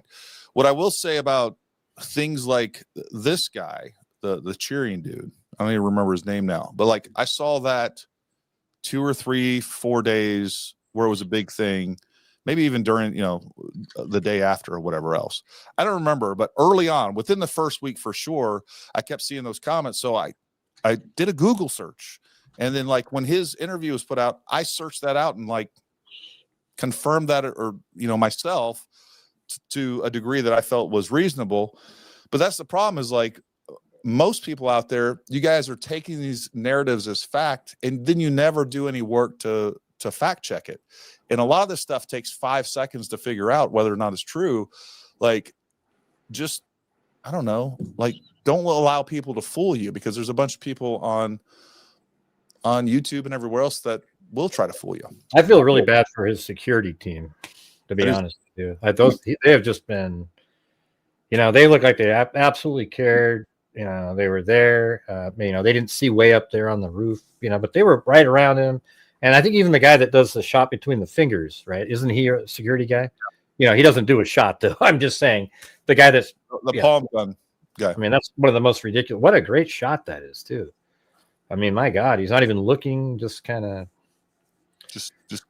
points it that way and gets boom. A shot. Yeah, pure luck. Batsman, 19 Delta OIF, Cav Scout, for those that you don't know. Found both of you guys in the aftermath of Butler. Awesome collab tonight, and keep sharing the truth. If you ain't Cav, you ain't infantry. Is that what you were going to say, Roman?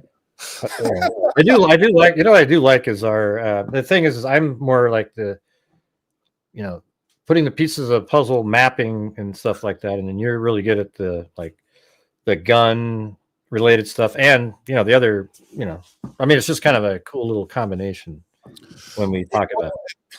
Like I've said this from the beginning, that's what this takes, right? Like to be able to see all angles, and like, you know, you've said some things that challenge me on some things that I believe. I'm like, you know, that's a good point. And I've done the same thing to you. Like, hey, you know, what about this, Gray? Like, have you considered this? Like, iron sharpens iron. And we can't, if we are genuinely in search of the truth, we need to take all of our, like, I would love, I don't know that the show would go well, but have a consortium of like 15 people, reasonably minded people with some different areas of expertise to be able to look at these events and say, hey, you know, what do you think about this? And be able to bounce things off of each other and the sanity check one another. And look, there are some extremely smart, intelligent, sincere people that are pushing, I won't say pushing, that believe some ideas that I don't even think are plausible, but I know that they're doing it in good faith. And it would just be completely ego driven of me to pretend that I know everything and not consider their point of view. Doesn't mean I have to agree with it, but you shouldn't be afraid to be challenged a little bit in your own theories, beliefs, or whatever else. I think that's the thing is, I actually listened to, we sort of talked about how I react and stuff, but I listened to the conspiracies, and, you know, but I can already just say, okay, that's complete garbage, you know, like I don't, you know, so my responses aren't normally measured and like thoughtful, but I'm you definitely trying though. I'm trying. You can work on your people skills a little bit. That's okay. Yeah.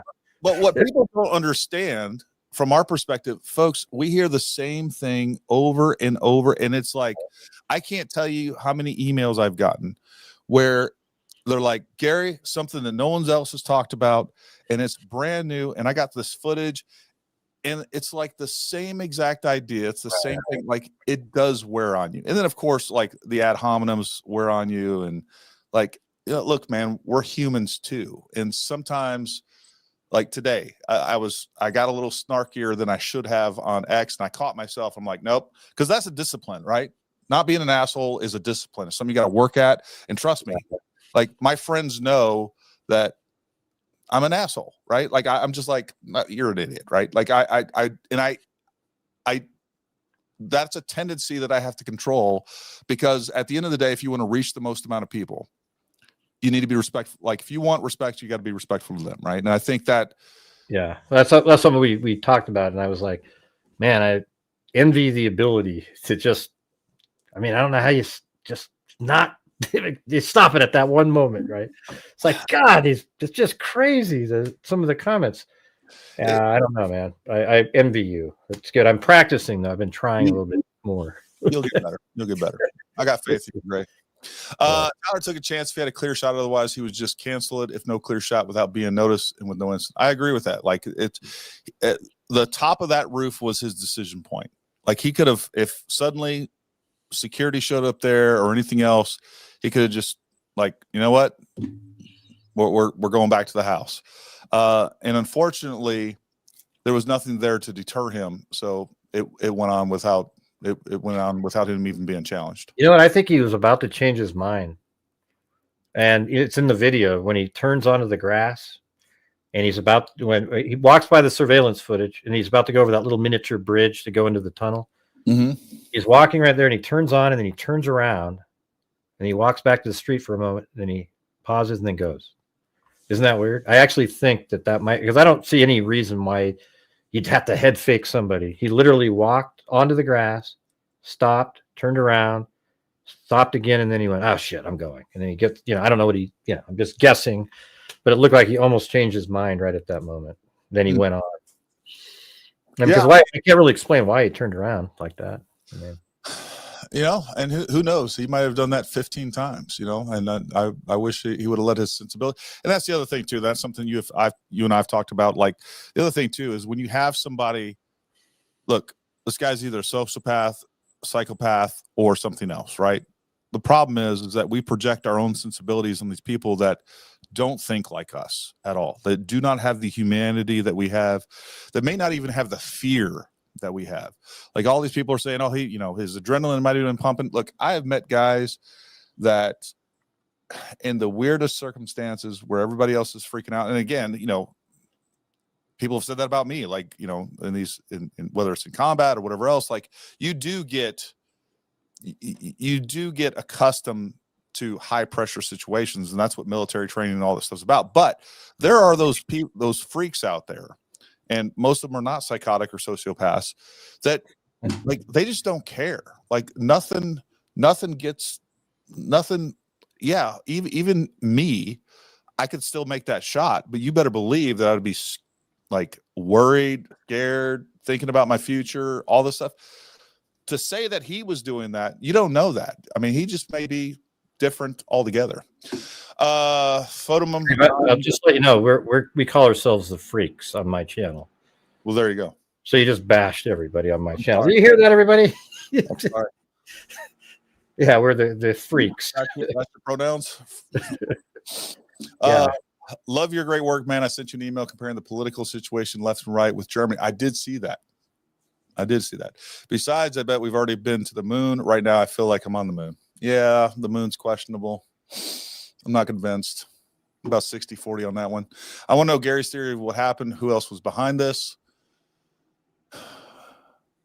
The Discord people, maybe, his little furry friends, that kind of thing. What do you think? I think I'd like to see. I've avoided trying to get too deep into that, just because I want to stay, because that is nothing but speculation at this point.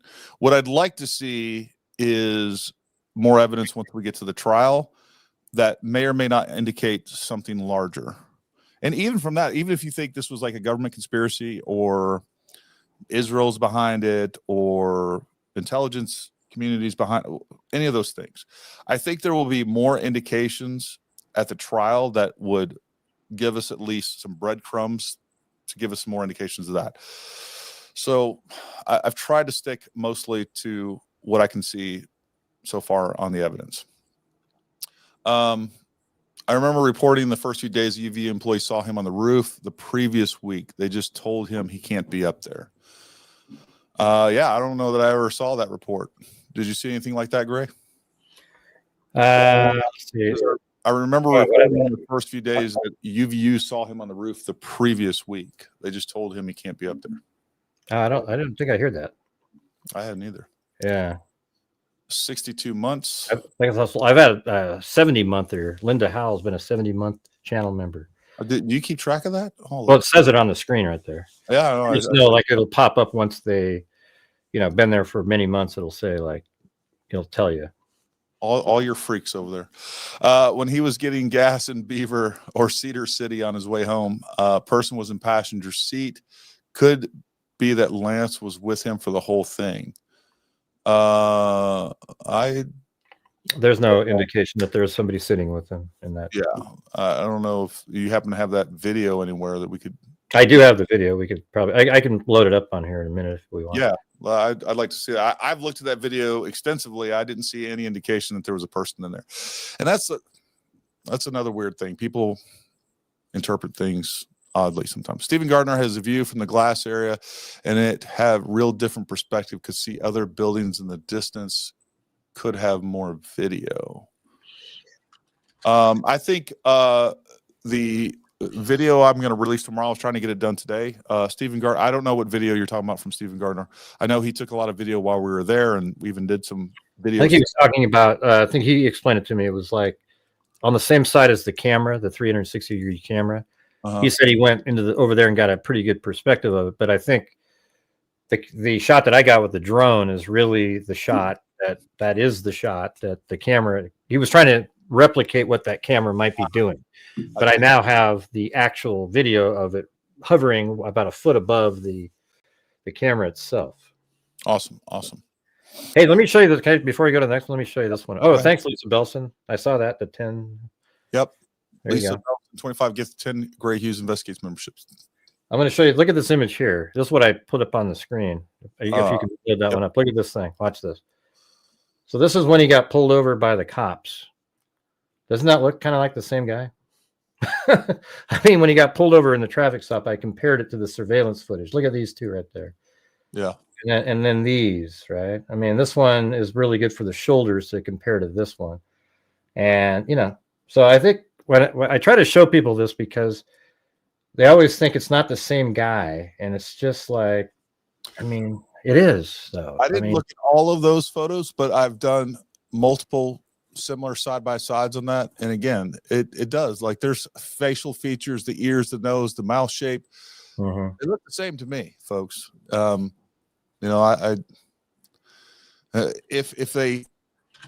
they're not, there's somebody that looks exactly like them.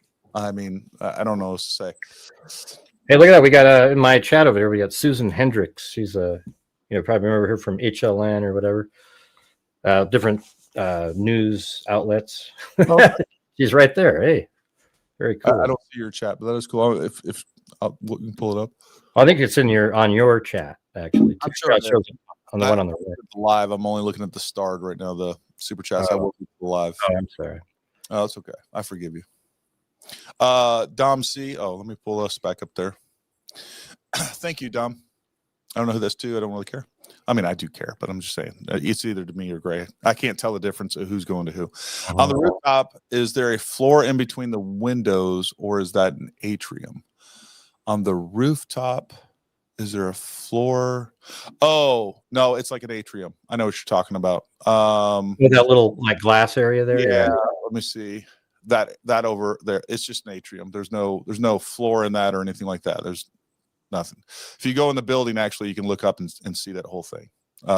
Question though, that's actually I mean, I can show it on my Google Earth if that's really something you want to. Sure, go ahead.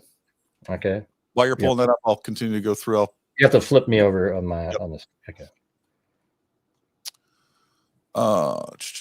Not sure if this has been talked about. The AI roof conspiracy wasn't just about the person disappearing. It was also the fact that Shadow disappeared at the end on the latest part. Opinion.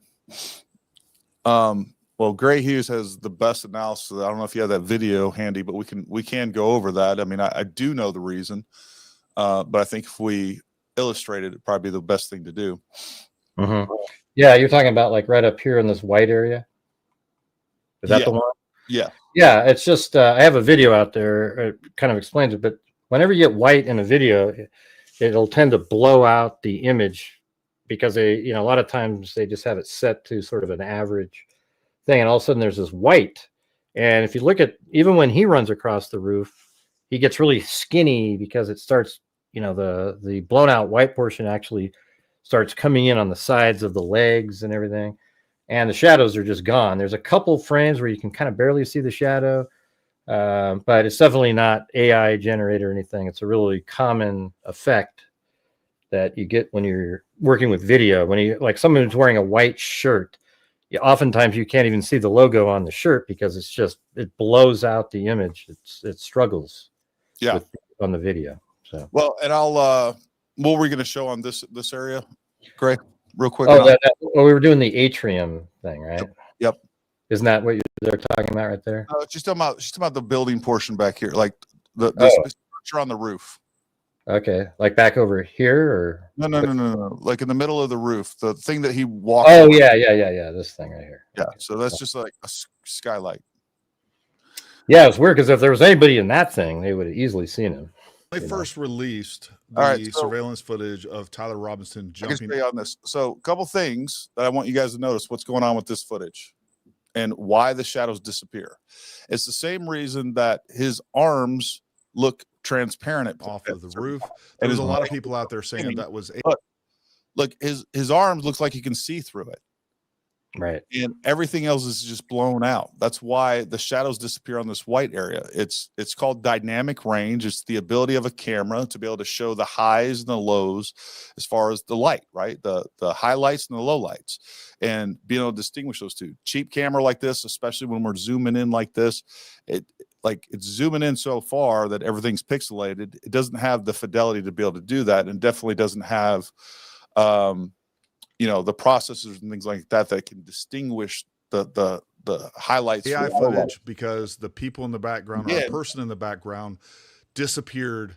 His arm completely disappear or look really skinny in many portions, which is the same reason that the barrel, and even when it goes rigid, because he does have the rifle there. And again, Gray has the best video on this.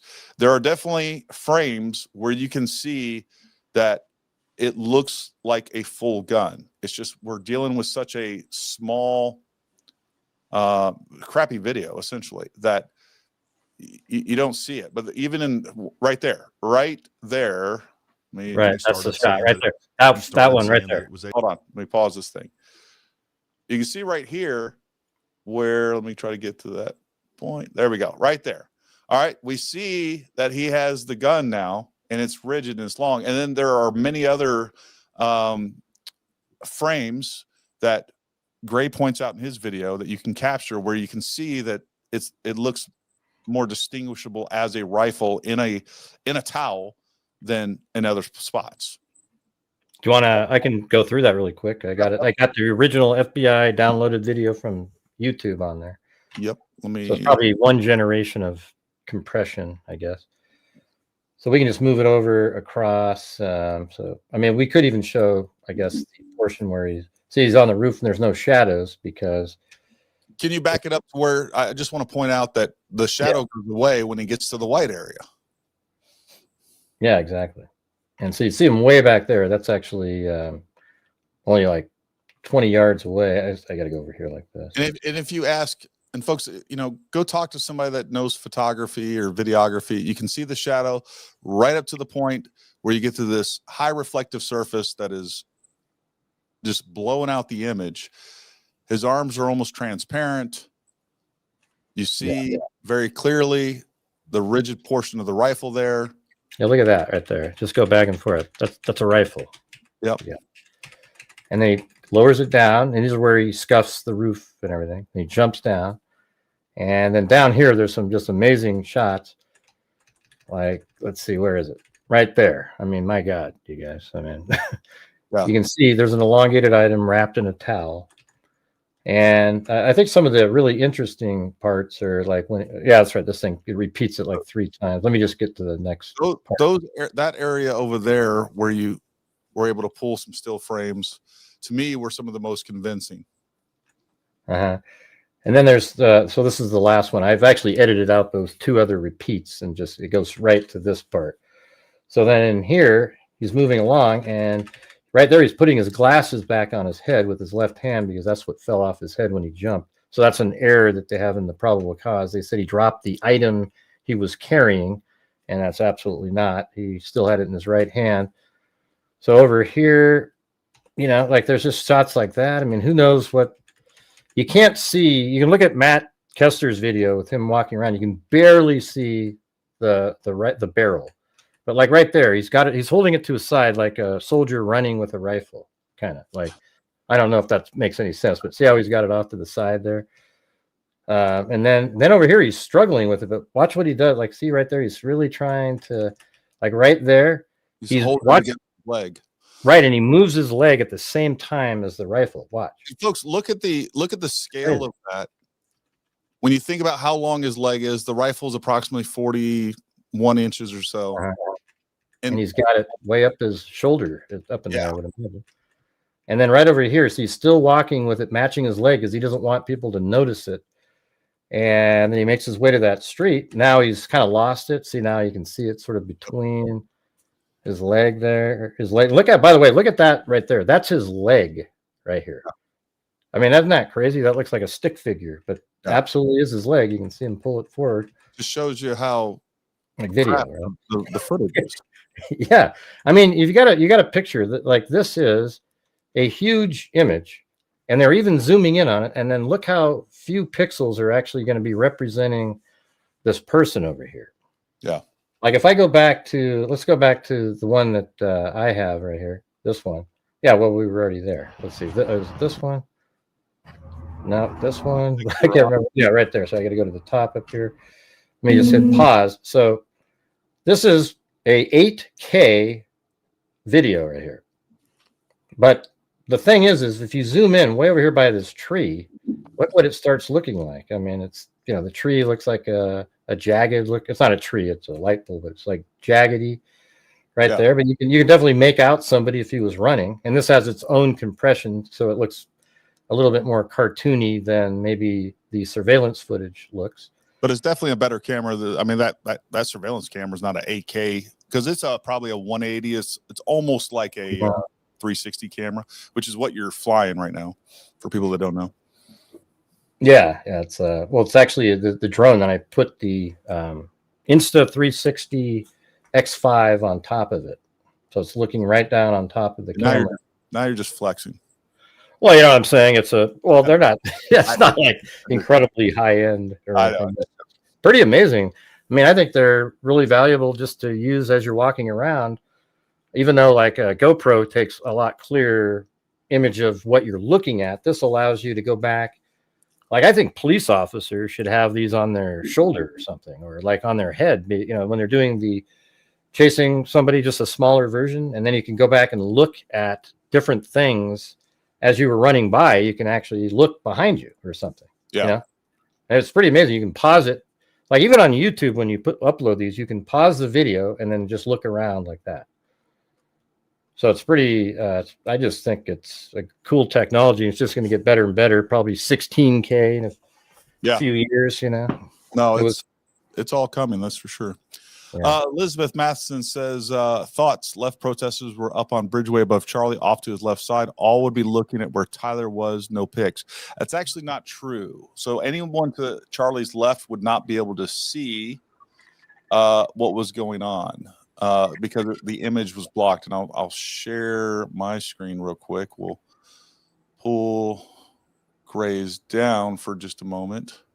And I'll show you what I'm talking. This is actually came up earlier. I was talking to somebody else about. We were talking about audio is what we were talking about. I got to pull his down first.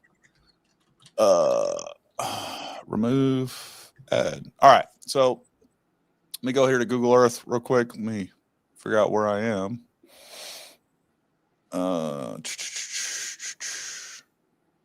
Hey, by the way, he's getting pretty good at moving around on a map now. I'm getting nervous, you know. What? Oh, me? Yeah, you're getting good at one of my skills. Hell, I don't even know where I'm at right now. You got nothing to worry about. You can move around though. All right, so here we go. All right, so this is where Charlie was, and one of the things I was talking to somebody earlier was that you have a very narrow line of sight, and of course I don't have the fancy version that Gray does, so I can't get as close. But you can see there's a very narrow line of sight right over here. So the problem is anybody over here on the left side of the building, they would not have a line of sight of that. Like Bartholomew, you can't see it. Yeah. Although I gotta still do that stabilization thing. I gotta try that out. Yeah. And I can tell you, when I was walking over here, I couldn't see that, and I had to get right about here to where I could actually see where he was on the Lossy building. So nobody on the left side. People up here, they wouldn't see him until he was at the very edge. Then they may have been able to see him. And then we, of course, talked about, and I took video and photos. There was a photo or video made of him, and we showed him in the prone. And that video was taken from right about here, because you can see this looks like a generator in the foreground. So that's, you can see that on this building, this portion up here. And it's like 160 yards away. So there are claims of, well, he was wearing a mask and camouflage, and he had an AK-47, and all this stuff is just not, it's not really credible. You know? That is true. Like, that was much further away than I thought it was. K. Miller. All right. Yeah. I've enjoyed every episode. Ignoring the chat trolls is annoying. You'll get better at it. Great work, Paramount. Maybe he'll split it with you, Gray, if you beg him. No, God, this is what they always do. They always make fun of me because on my channel, I go, hey, if you guys support the channel, we always get these idiots that come in. Yeah, folks, look, at the end of this day, like none of this stuff, all this stuff costs money. Right. You know, yeah. Do you Plus want? I mean, I'm just going to say this. Like a lot of people don't realize, but my channel is we've given since I've been doing this since 2020, donated $265,000 to various true crime related charities. And, you know, so I'm proud of all the stuff that we've been able to do. You know, at the end of the month, if I can find a way, I try to give thousands of dollars back. And I think it's, you know, it feels good and it's important. And, you know, the freaks of, you know, we call ourselves the freaks. They've been allowed us to be able to do that over the years. So here's what I want to say too. Like one of the things I will tell you right now, like we could get on here if we wanted the views and clicks that a lot of people get. Like all it takes is like there's a clear formula for this, and we would get a lot more views. Getting on here and going through the facts and things like that Gray does. Look, you can say whatever you want about Gray, you can say whatever you want about me. You're going to get the truth as I believe it. I don't care if we got 10 viewers or 1 million viewers. I just don't care. I really don't. I'm not going to be, you know, I'm not going to be beholden to or captured by an audience. I don't need the money that we make off this. It helps. Like, again, none of this stuff is free, but we have a business. I don't need this. I do this because I want to do it. I enjoy doing it. I enjoy holding my government accountable or attempting to. Yeah, you know, that's why I'm here. I'm really sick of being referred to as a Nazi because I'm a Trump supporter. There, I said it. I agree. It's absolutely insane that people have to deal with that. I actually think that's what led to, I think when you call people fascists, I mean, I think I've heard you even refer to the same thing. You call somebody fascist, you call them, you know, like Hitler and stuff. Well, somebody out there that's a little, you know, nuts, they're going to go, wow, I'm a hero and I'll be taking out somebody that's going to destroy the world like Hitler did. I mean, who wouldn't take out Hitler if you could go back in time, right? So when you're starting to make these equations, you know, you equate this, I think that's exactly what led to a lot of these shootings. Yeah, I think that's what led to the Trump attempted assassination. I think it's what led to Charlie Kirk being killed. Is we have a left and a whole generation. This has been going on really hardcore for like the last 10 years. The left is called all conservative, Nazis, Hitler. They have painted us as an existential threat.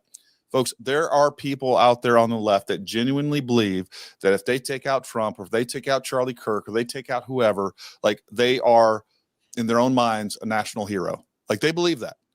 And there's enough crazy people out there to where all they need, they have the will, they have the motivation, all they need is a target. And what the left has been doing for the last multiple years is painting people as targets. Charlie Kirk and many others like him.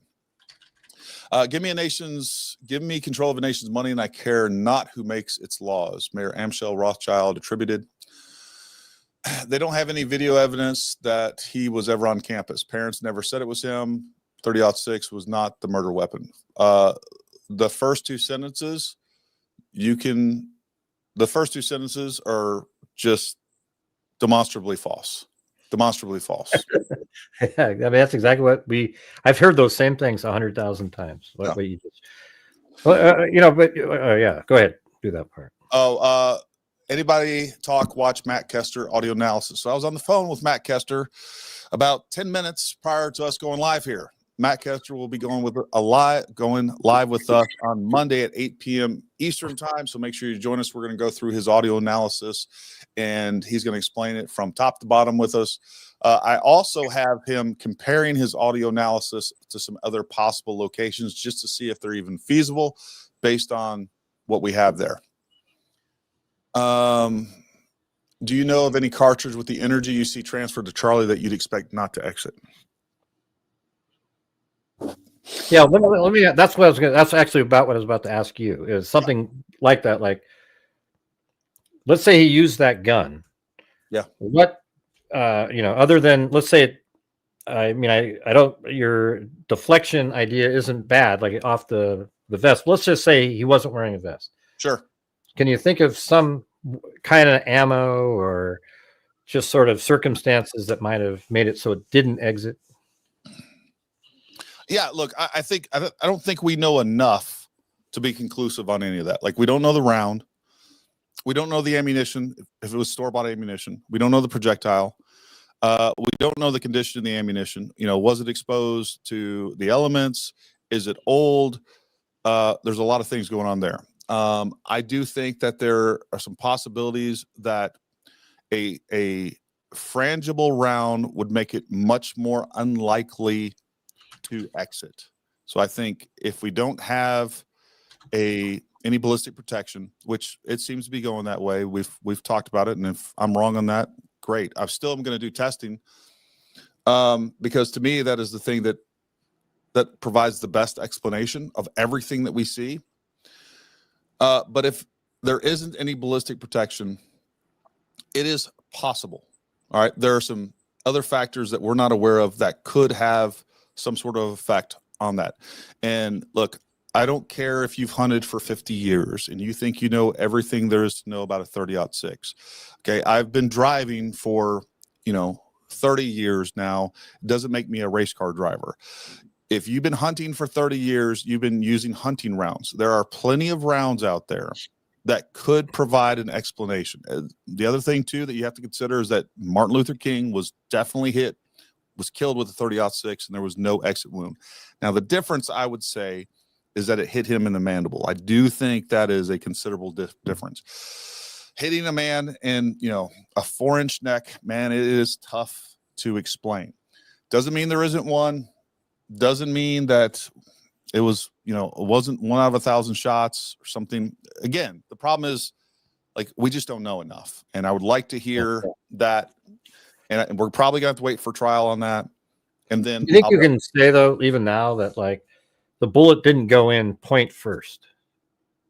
No matter how you look at it, that hole is kind of big, right? That it just made. Yeah. I mean, it could have been point first, but not straight on, like it just feels like it was kind of big, because you guys have explained how it goes in, it makes a small hole. Yeah. So the entrance wound is odd. And part of that is like the entrance wound's odd. I have a hard time coming up with a scenario where we have a round tumbling that travels that far and still hits its target. I have an issue with that. Typically, when you have a low stabilized, if your round is not gyroscopically stabilized, when we see keyholing, which is what we're talking about, where you see, that round tumbling, that typically happens pretty quickly. I'm not saying it can't happen further down range, but it typically doesn't. So that is an element that maybe that's what contributed to it. But typically, once that thing starts, it loses its gyroscopic stability, and now it's tumbling, that thing just goes off in different directions. It doesn't follow the predictable trajectory because the BC is all over the place. It's tumbling. It's doing all kinds of crazy things. So that's tough for me to reconcile, to be honest with you. No matter what, in my mind, with the evidence that we have, I think there's a greater chance that the round came from where it did, and we got the results that we did ballistically. I think the chances of that are still greater than some of these other theories when we start looking at the evidence that supports them. I think the probability is still higher that we have an anomalous ballistic event, terminal ballistic event. I will buy that over like some of these other crazy theories. Like the evidence just supports, there's more evidence to support it. The probability is higher, all of those things. We need an explanation on the ballistics. Like, what if it's just like it's going and it just starts to turn a little bit? Like let's say it's like a 30-degree, wouldn't it still transfer a hell of a lot more? Like, I mean, bullets just don't typically do that. They don't do that. They don't do that. Like, I mean, they just don't typically do they that. They either completely flip like right out the gate, what you're saying. Yeah. Or they kind of or within a short distance of leaving the muzzle. That's always been my experience. I've looked this up. I've tried to find other examples. Like there are some very small, like there are people that report, I don't know the validity of like that, where we do see tumbling further down range. You know, I don't know. My point is like at the end of the day, we can suppose whatever we want, but we don't have enough information. We don't know what the rounds were, and nobody out there does. I don't care what they claim as far as how much ballistic information, how much of an expert they are. It is super odd. It is not impossible. And anyone that says it is, they don't know what the heck they're talking about, because bullets do weird things. And I'm just telling you that it can happen. And also, we don't know what the projectile was. We don't know what the ammo was. We don't know if it wasn't hand loaded. There's just too many unknowns to draw a definitive conclusion. It's hard to even like give a speculation. Like if I said, what do you think if there is no plate, what would be your best guess? What I would like to do, a lot of people have talked about accelerator rounds. I'm tracking those down. They were a 55 grain frangible bullet. It's basically like a Sabat. I'm going to be getting some of those. I found them on Gunbroker. They're insanely expensive, but I don't care. I'll buy them. And I also have a friend that says he has some. I'm going to do some ballistic gel testing on them. I want to see what kind of penetration we get out of those, because the other problem that I have with that is, according to their box, they're moving like 4,000 feet per second. So we're shooting and that is that. Yeah. Now, chances are, if it says it on a box from like, the 70s or 80s, it's saying 4,000 feet per second. It's probably going more like 3,000, because ammunition manufacturers have always over exaggerated their velocities. But I would like to see what that does in ballistic gel. And I'll just tell you guys my plan for testing the ammunition. And what I'm waiting on is a couple of, number one, I still haven't got some of the body armor that I am going to test, regardless of what anyone says. But the other thing that I'm waiting on is we're going to finish up our 3D model, which should be this weekend. And that way I'll have a clear idea of the exact angle. So if we're going to test this, we need to test it in as realistic environment and conditions as possible. I have two ballistic gel dummies over there with the skeleton inside, so that'll give us some things. So what I'm going to do first is I'm going to end up testing multiple different rounds. I got 2 boxes of different ammunition that you can currently get that's currently commercially available. Some of those are low recoil rounds, which those are going to be lower in velocity. And the first thing I'm going to do is test them for penetration. And then what we'll do is we'll see if we can simulate what took place with Charlie with a t-shirt on, with body armor, without body armor, all those things. All right. So we got a lot of testing to do, but we got a few more ducks to get in a row before we do it. Let me ask you this. Okay. So, you know what my theory was, that it sort of yawed or whatever. What if it, in your theory that it yaws, let's say if it was bad and it came out and it didn't get gyroscopic, what do you call that? Gyroscopic stabilized. It comes out and let's say it rotates right when it comes out. But given the fact that the shot's only 140 yards and the bullet's traveling, I mean, it almost instantaneously hits his neck right after it's fired. Would it really have a lot of time to go way over there or way over there? And it could still just. Yeah, I mean, it would. Like I've literally, on a spotting scope, if the conditions are right, I've seen bullets do that exact same thing, where literally you can see them like go up into the air this way, go out this way. Like that'd be weird looking. Yeah, because you can see it, right? Like I've seen bullets that explode, like they'll literally shatter into a million pieces, like 50 feet. But typically, what we see that happen, within 50 yards or so. Sometimes a little more, but I think it's a very low chance that we have a bullet tumbling and still hit Charlie. If if it hit somebody else in the crowd, if it hit a building off to the side, I'd be like, yeah, okay, that makes sense. The interesting thing is your theory of hitting a vest is the one that makes the most sense, and yet the majority of the evidence is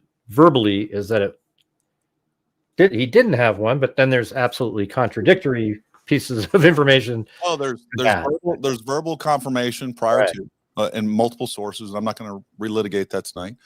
The idea that I know people are like, you can see his nipples, you can see this, the fact is they make extremely thin level 3A body armor. I have some on order that I promise you, if I was wearing a t-shirt like Charlie, you would not be able to see it. And chances are you'd probably still be able to see my nipples.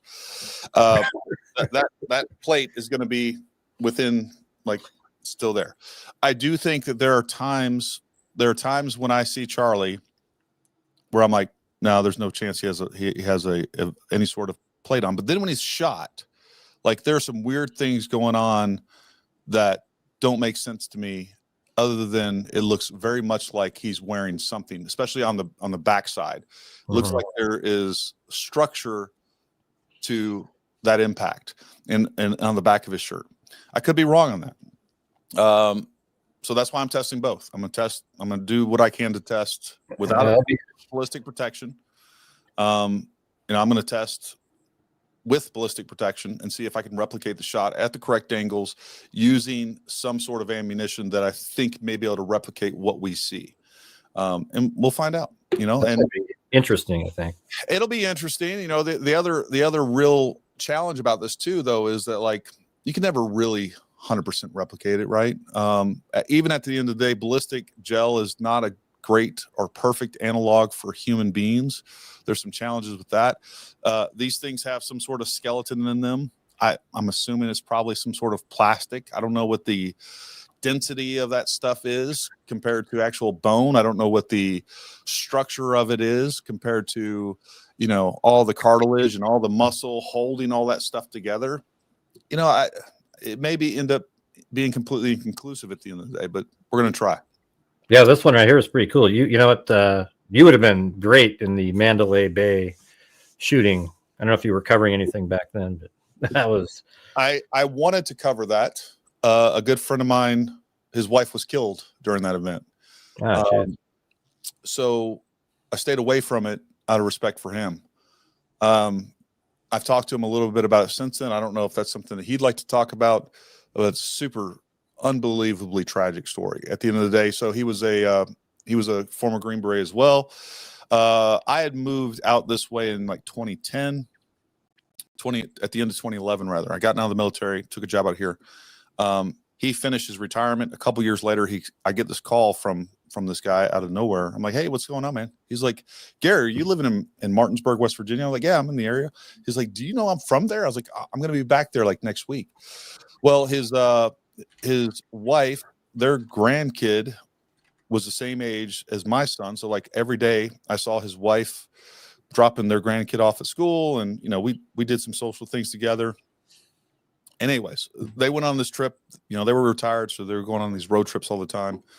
And we knew where they were. And then we heard there was a shooting. And the next morning, and I was like, there's no way. I just dismissed it immediately because my wife was like, Gary, our friends are there. And I don't want to say their name online. I was like, yeah, look, there's no way. Well, I don't know. Within a couple hours, we found out that his wife had been killed. So I stayed away from it. But I do think it's revisiting because I do think there's some odd things about that. And I have some theories on it. Yeah, maybe I covered that at the time. There was a lot of these. That one is an acoustic nightmare, though. There'd be and it was a total echo from the other one. But people thought it was another shooter, and it was pretty crazy. Agreed. And I asked him, I was like, this guy has been to combat multiple times. I asked him, I was like, what'd you think was happening? He's like, dude, I'll be honest with you. I 100% thought it was firecrackers or fireworks. And, when we noticed people started, when I realized what it was, me and my wife started running, and then out of the blue, she was hit. And he was like, I knew she was gone immediately. But, he carried her. He ended up, anyways, I don't want to tell a story. Oh, what a nightmare. Yeah, screw that. Kostas Gianoulias. He's Greek. Love the show. Would you and Gray be willing to do the show on Las Vegas? We need to look at that. I'd be willing to look at that. Hey, awesome.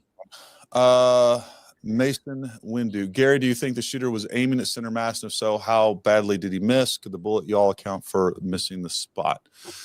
We don't know. I don't think what we can see in that, like, we don't know why he missed or where he was aiming.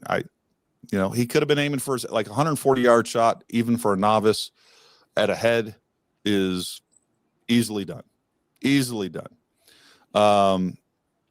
He could have been aiming. So he could have been aiming for the head, hit low. I don't think he was aiming for the neck. He could have been aiming for the chest and hit high, and there's 1,000 reasons. Either one of those are real possibilities. Gifted 5 Gray Hughes investigates memberships. Sorry to say it was security failure. Didn't they have binoculars? Because if it was such an easy shot. I've talked about this before. I mean, at the end of the day, it was a security failure. That being said, he had a PSD team, personal security detail. Their job is to basically do crowd control and keep the crowd out there. And then if there's any weapons that are pulled out, nearby. The fact is, no matter how good you are security, the fact, if you're going to do these counter sniper operations or have roof coverage, you need people dedicated to doing that, and preferably have them on the roof to be able to do that.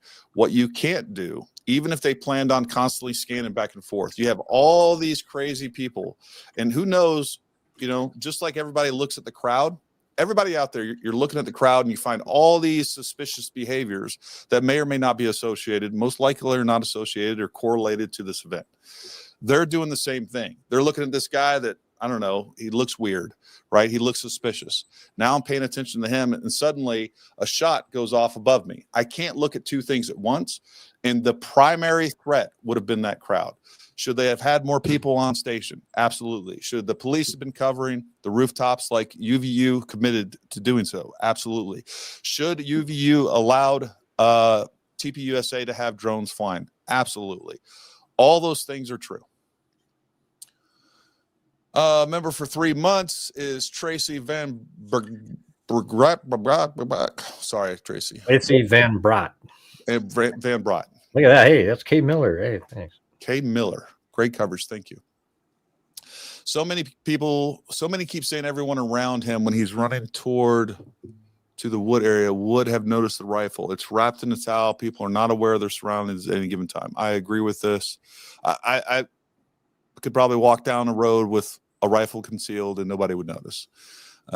Same thing when he was jumping off the building, all this other stuff. People are driving by. People are lost in their own worlds. Like, they have no idea what's going on around them. They have no situational awareness. And nobody's going to ask him why he's limping. No, there's not a soul in the world. Have you ever stopped somebody limping and said, well, I'm a great example of this. So there I was yesterday playing some pickleball. All right. I went to this Reck. That's a good game, man. It's fun. Yeah. And I was getting my ass handed to me by this 80-year-old dude. And I'm not even joking. And so I stepped off real quick, and I'm a young, healthy guy, freaking work out regularly. I try to stay in shape, do all this stuff. And I thought somebody had literally hit me in the back of the calf with a pickleball. And, I was like, ow. And then I took another step and I couldn't walk. I pulled something or tore something in my calf. I went to the gym today limping around like an idiot and feeling stupid. But yeah, nobody stopped me and was like, hey, are you limping? Or are you happy to see me? Nobody does it. Nobody does that. That's Hey, somebody in the chat said, are you punking them by having me on? Because I'm a factual. I'm punking. We kind of think similarly. You're able, I mean, I don't know. It's just, I mean, I think what you do is you're a little bit more open to looking at some of the quote conspiracy theories. And, it ends up being where when you do it, you end up disproving them. It's like, oh, yeah, this isn't true. This isn't true. I mean, I try really hard to kind of steel man these conspiracy theories, right? So I go in there, I'm like, all right, if this is true, what would I expect to see? Let's look at the evidence that supports this. And if it doesn't, then I end up making a video and saying, hey, look, because some of the stuff, like, we can't prove, right? But what I can do is we can separate, like, we can rule some things out so that we're left with something that's possible. And, I try not to, I don't want to be dismissive and miss something. That's really what it comes down to. Doesn't the Hey, by the way, I used to chew Grizzly. Yeah. You seen that one? Oh. that was hard to quit. That was like 20 years ago. I was always a Copenhagen long cut guy. Yeah, it was a long cut. 20 years, but I have used Grizzly, and I've done some other things, and now I'm doing the Velo. And anyways, yeah, so it's a little bit better for you, right? Healthy. It's got gluten free. Look, it's there's a good argument that nicotine is a nootropic. Nootropic helps with brain, definitely helps with my brain, but I still need to stop. It's still not good for you. And it definitely doesn't, like, there's also this weird thing that no matter what, I can't do one pouch. I gotta have 2 pouches. You put them on each side? Yeah. I do it on each side. So you just don't want to look out of balance, right? Yeah. It's all about symmetry. Doesn't the mass expansion event centered in his chest prove the initial contact was not his neck? Look, every time that I look at that video in slow motion, and I have spent hours and hours and hours doing that, I see an impact right about here. And there is a gray spot, and I've replicated that gray spot in the exact same spot. And it looks like it hits here, it goes up, and it looks like there's a deflection. That's what it looks like to me. It's what it looked like from day one. It still looks like that. But I will also admit that it is a high energy, rapid event that is very hard to distinguish exactly what's going on. So I could be misinterpreting that. That is a fact. I mean, even when you shoot ballistic gel, it just goes, Yeah. You know, that wave thing that you get in there? I mean, it's all over. Well, what ends up happening, you don't even see that, right? Unless you're watching high-speed ballistics or you're watching somebody with a high-speed camera. What ends up happening a lot of times, this thing just jumps off the table and falls to the ground. Like, you don't even see what's going on. You don't get to see all of that. You don't get to see, the temporary cavity and then the permanent cavity. It's not till after you pick that up and you kind of digest what's going on with that. Unless you have that high-speed footage, you don't get to see that level of detail. Buck fever hasn't been showcased in this case. It always plays some role, often makes it impossible to acquire a target, especially for a younger shooter. And that is with an animal. Your thoughts, Gary? Sure. But there are guys that literally don't ever have buck fever. There are guys that can work through buck fever. Well, what is that? I don't even know what that is. Buck fever, it's basically like getting nervous when you're getting ready to take a shot. That's what it, where it's the literal version of it is, some kid or man is taking his first shot in a buck, and he's amped himself up for this. And now he's nervous, and he's getting ready to shoot, and he misses because nerves. The less literal and the more common term of that is like you missed a shot because you were nervous. Maybe it was the first shot or whatever else. All those things are true. There are plenty of people out there that have had buck fever that still made the shot. But then there are people that miss shots, right? Because they're nervous or whatever else. Jeff Johnson, cheap bullets can have jacket separation almost immediately, especially during cavitation. It's totally possible to dump almost all energy very fast. Absolutely. Gary, can you dump LHO shit with your experience? Low, I don't know what you mean by LHO, Brown Santa. Low HO shit with your experience. Can you duplicate low something? I don't know. I'll look that term up. I don't know what you're talking about, to be honest with you. LHO. How is body armor attached? Straps on the side, cummerbund around front. Curious as a photo after a shot looks like a strap. So what you would see on low pro modern body armor, and this, we're not even getting to like the custom stuff that you can get. You can literally get 3D scanned and for executive protection and things like that. All right. What we're talking about is basically a compression shirt,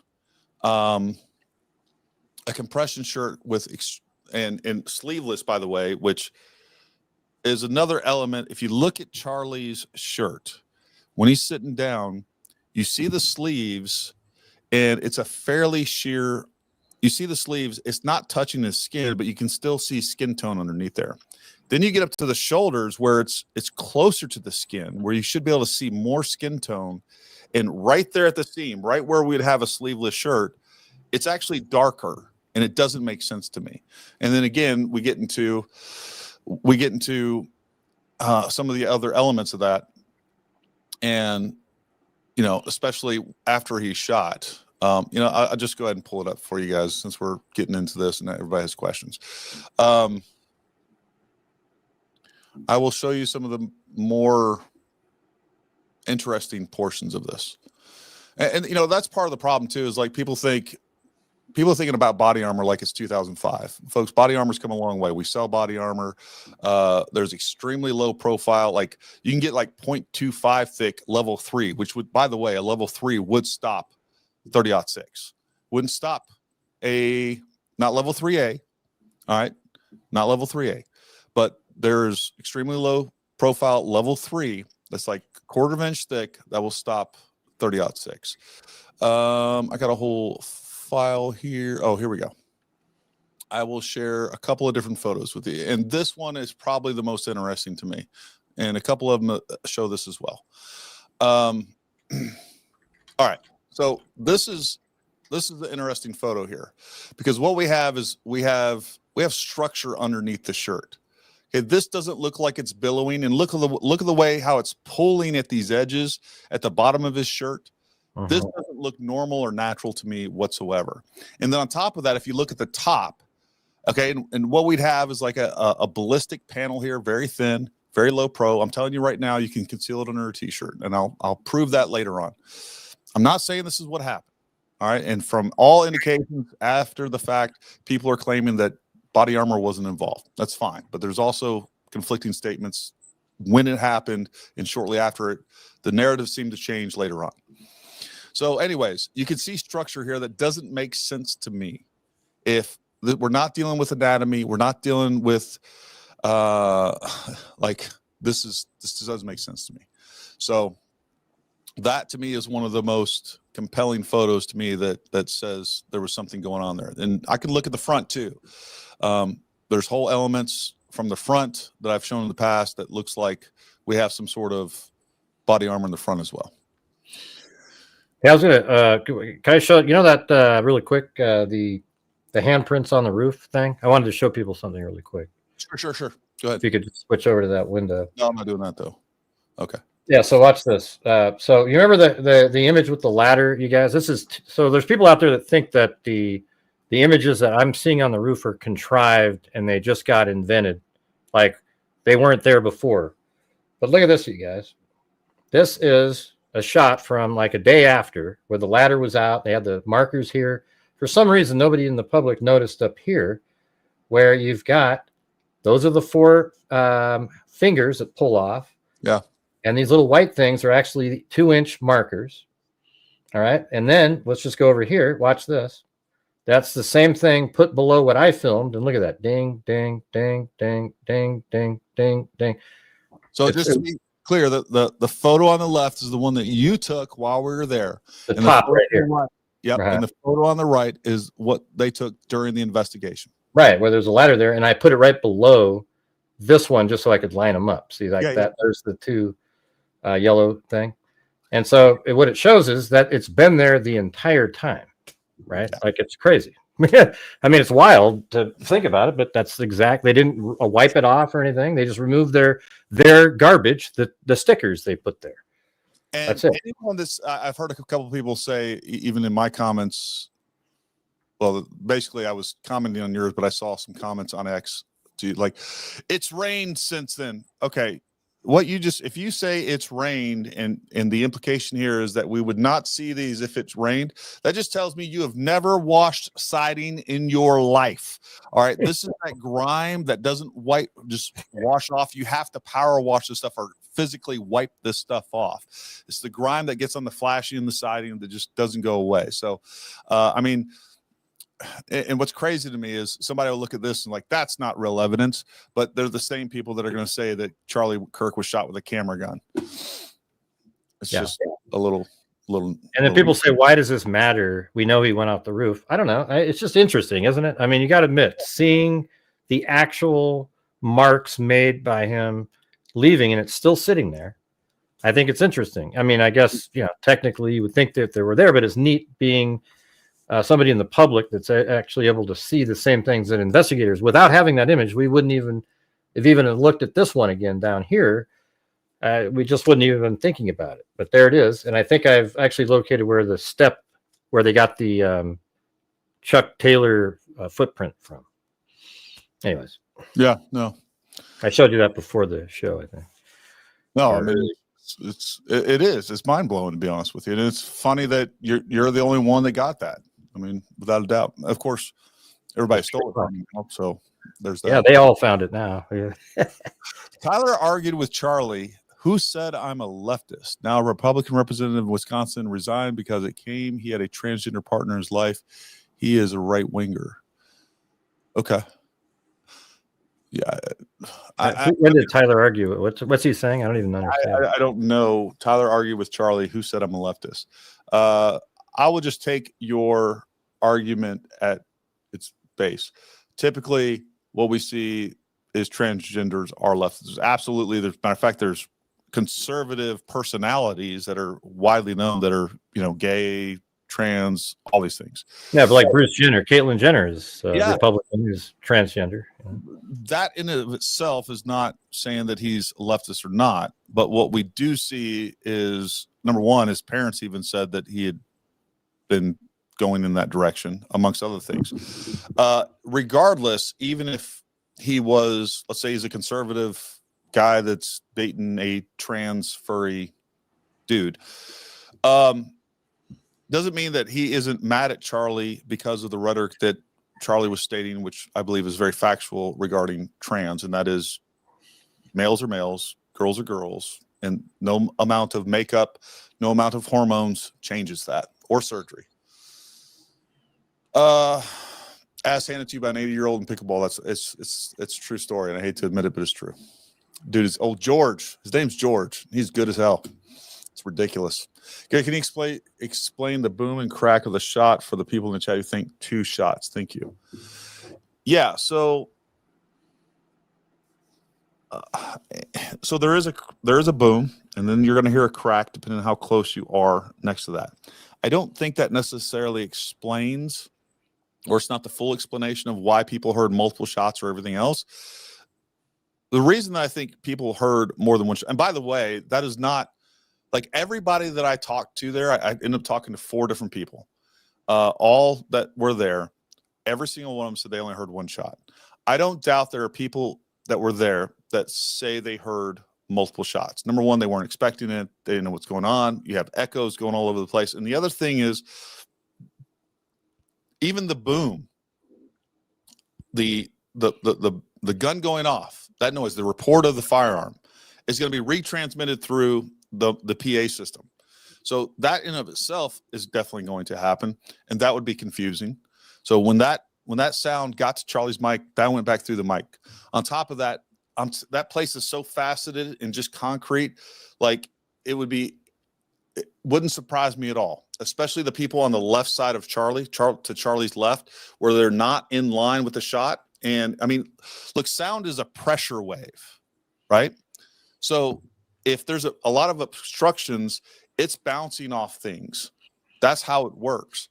So, but to Goose's point here, we have the boom, and then the round exits as it gets near you. Like if somebody shot a round from we'll say 300 yards away, 400, 500, 1,000, doesn't matter. The supersonic round goes by my ear. The only thing that I'm going to hear is a crack. All right. I'm going to hear a crack as it passes by me.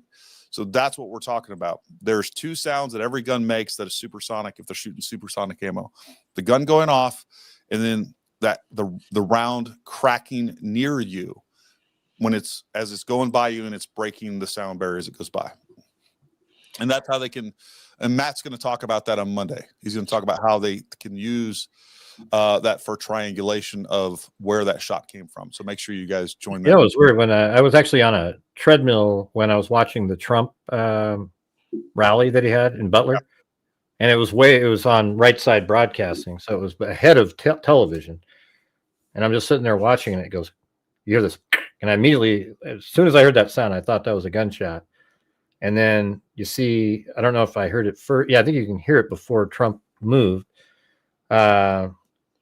but it sounded like AR-15. But you know what's weird is based on what in this case, it sounded like an AR-15 on the original camera footage from people, right? Yeah. But then when you listen to Adam Bartholomew, who probably has the absolute best audio that we know of currently, yeah, it just absolutely sounds what you have described a 30-06 sounding like. Yeah. You know, folks, I've done a lot of filming of firearms on these devices, making little shorts and things like that. That's what we do here, right? Do a lot of gun content, do a lot of, you know, rifle and gun reviews. And I'm telling you, like, you cannot tell what a gun sounds like when you're filming on one of these. Like, it has a limit of how it compresses noise. If I shot a 30 cal next to this phone and I shot a 5.56, almost indistinguishable. Even when I'm shooting suppressed versus non-suppressed, because it has a ceiling for the sound in these phones, compresses that sound or only allows so much sound to go so high. Like, I've shot suppressed guns where again all you're hearing really is the crack because I was shooting supersonic, versus non-suppressed, which your own natural ears sounds obviously hugely different, but you can't really distinguish the difference on one of these phones. So, and again, it's an engineering challenge. YouTube blocks my question about Lee Harvey Oswald Street. Okay. what's DUP mean? Isn't that the second time we've heard that? About yeah. Yeah. Can biological evidence be obtained from those finger drags on the siding aluminum? I think they probably could have been, for sure. They probably got DNA evidence out of that. Yeah, I wouldn't be surprised if they used like Q-tip and went down each of the finger marks, and so maybe it didn't look quite like what we were looking at. But yeah, for sure. Well, Lance Twiggs is known to go by the username John with a Superman avatar. I wonder where you figured that out, Johnson. Email that or DM me that information, if you will, Johnson Quack. There was an article from yesterday where it shows Tyler Robinson was on these crazy sort of like sex sites related to furry characters. Within an article, like Daily Mail or something. Daily Mail is like 85% accurate. So it's not really. Team orders body armor all the time. Why wouldn't he be wearing any? I think the B hit his chest bullet. F area first causing the chain and shirt movement, flipped and stopped in his neck. By then it slowed. That's how I see it. Like, we see that massive energy transfer where the body armor is absorbing some of that round. I think it's even possible that we had that. Look, when you have frangible rounds, and there's videos of this, go look at it. You have frangible rounds shoot ballistic gel. Within an inch or two of that ballistic gel, that round is already fragmenting and breaking up. So if it hits something, and obviously ballistic gel has very little ballistic resistance, right? Even if you had level 3A body armor, which is just meant really for handguns, and it hit that would be enough to fragment that bullet. I think it's actually possible that we have fragments that bullet break apart, and fragments actually penetrate that body armor or a ballistic vest, and then portions of it fragment and go up into his neck. That's possible. I don't know if it happens. That is complete speculation on my part, but I do think it's possible. And I think that could even explain why we have a round in the T1, and then we have potentially fragments of the round going upward into the cervical area. I mean, I know that came from, I don't know who is Gardner, the one that put that out there originally. About the where the bullet fragmented and hit the vertebrae. Because that seems to be known, but I don't know. How do we know that is? Gardner put that out, and I believe he got that information from Andrew Covelt. Okay. Matter of fact, I know that. So it's probably pretty accurate. Keep practicing the pickleball in 40 years, you might be able to beat the whippersnappers. I've been playing for about 6 months. I'm probably like a 4.0. I made fun of pickleball. I was coaxed into playing it. And the moment I played it, next thing I know, I'm buying paddles and playing pretty regularly. If you haven't done it, go play it. It's a lot of fun. You know, I felt the same with my Chihuahua. I didn't want to ever have a Chihuahua. That's completely and then you know what? No, it's Completely exactly the same. I was sitting there, it jumped up and it snuggled up with me. It's exactly the same, man. Completely different. Of course it is. I guess. Yeah. Super sticker by Susan. Thank you. Gary, can you duplicate JFK shot from LHO? I don't know that I would. It's been done, right? I mean, I think that the JFK shot was 100% a conspiracy. I think there was multiple shooters. I don't know what that does at this point.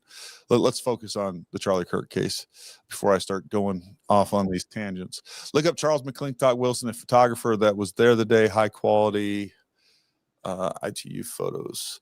Yes. No, as a matter of fact, I've actually I tried to contact Charles McClintock through his website. He didn't have messaging on his X account. Some of the pictures that I've used, especially the ones with the bodyguards blood on their hands, I know originated from Charles McClintock. What I wanted to do was get him on here and provide the originals and come on here and talk. Chances are he's probably subpoenaed. Does he have like really good footage of the shooting itself, or? He has footage.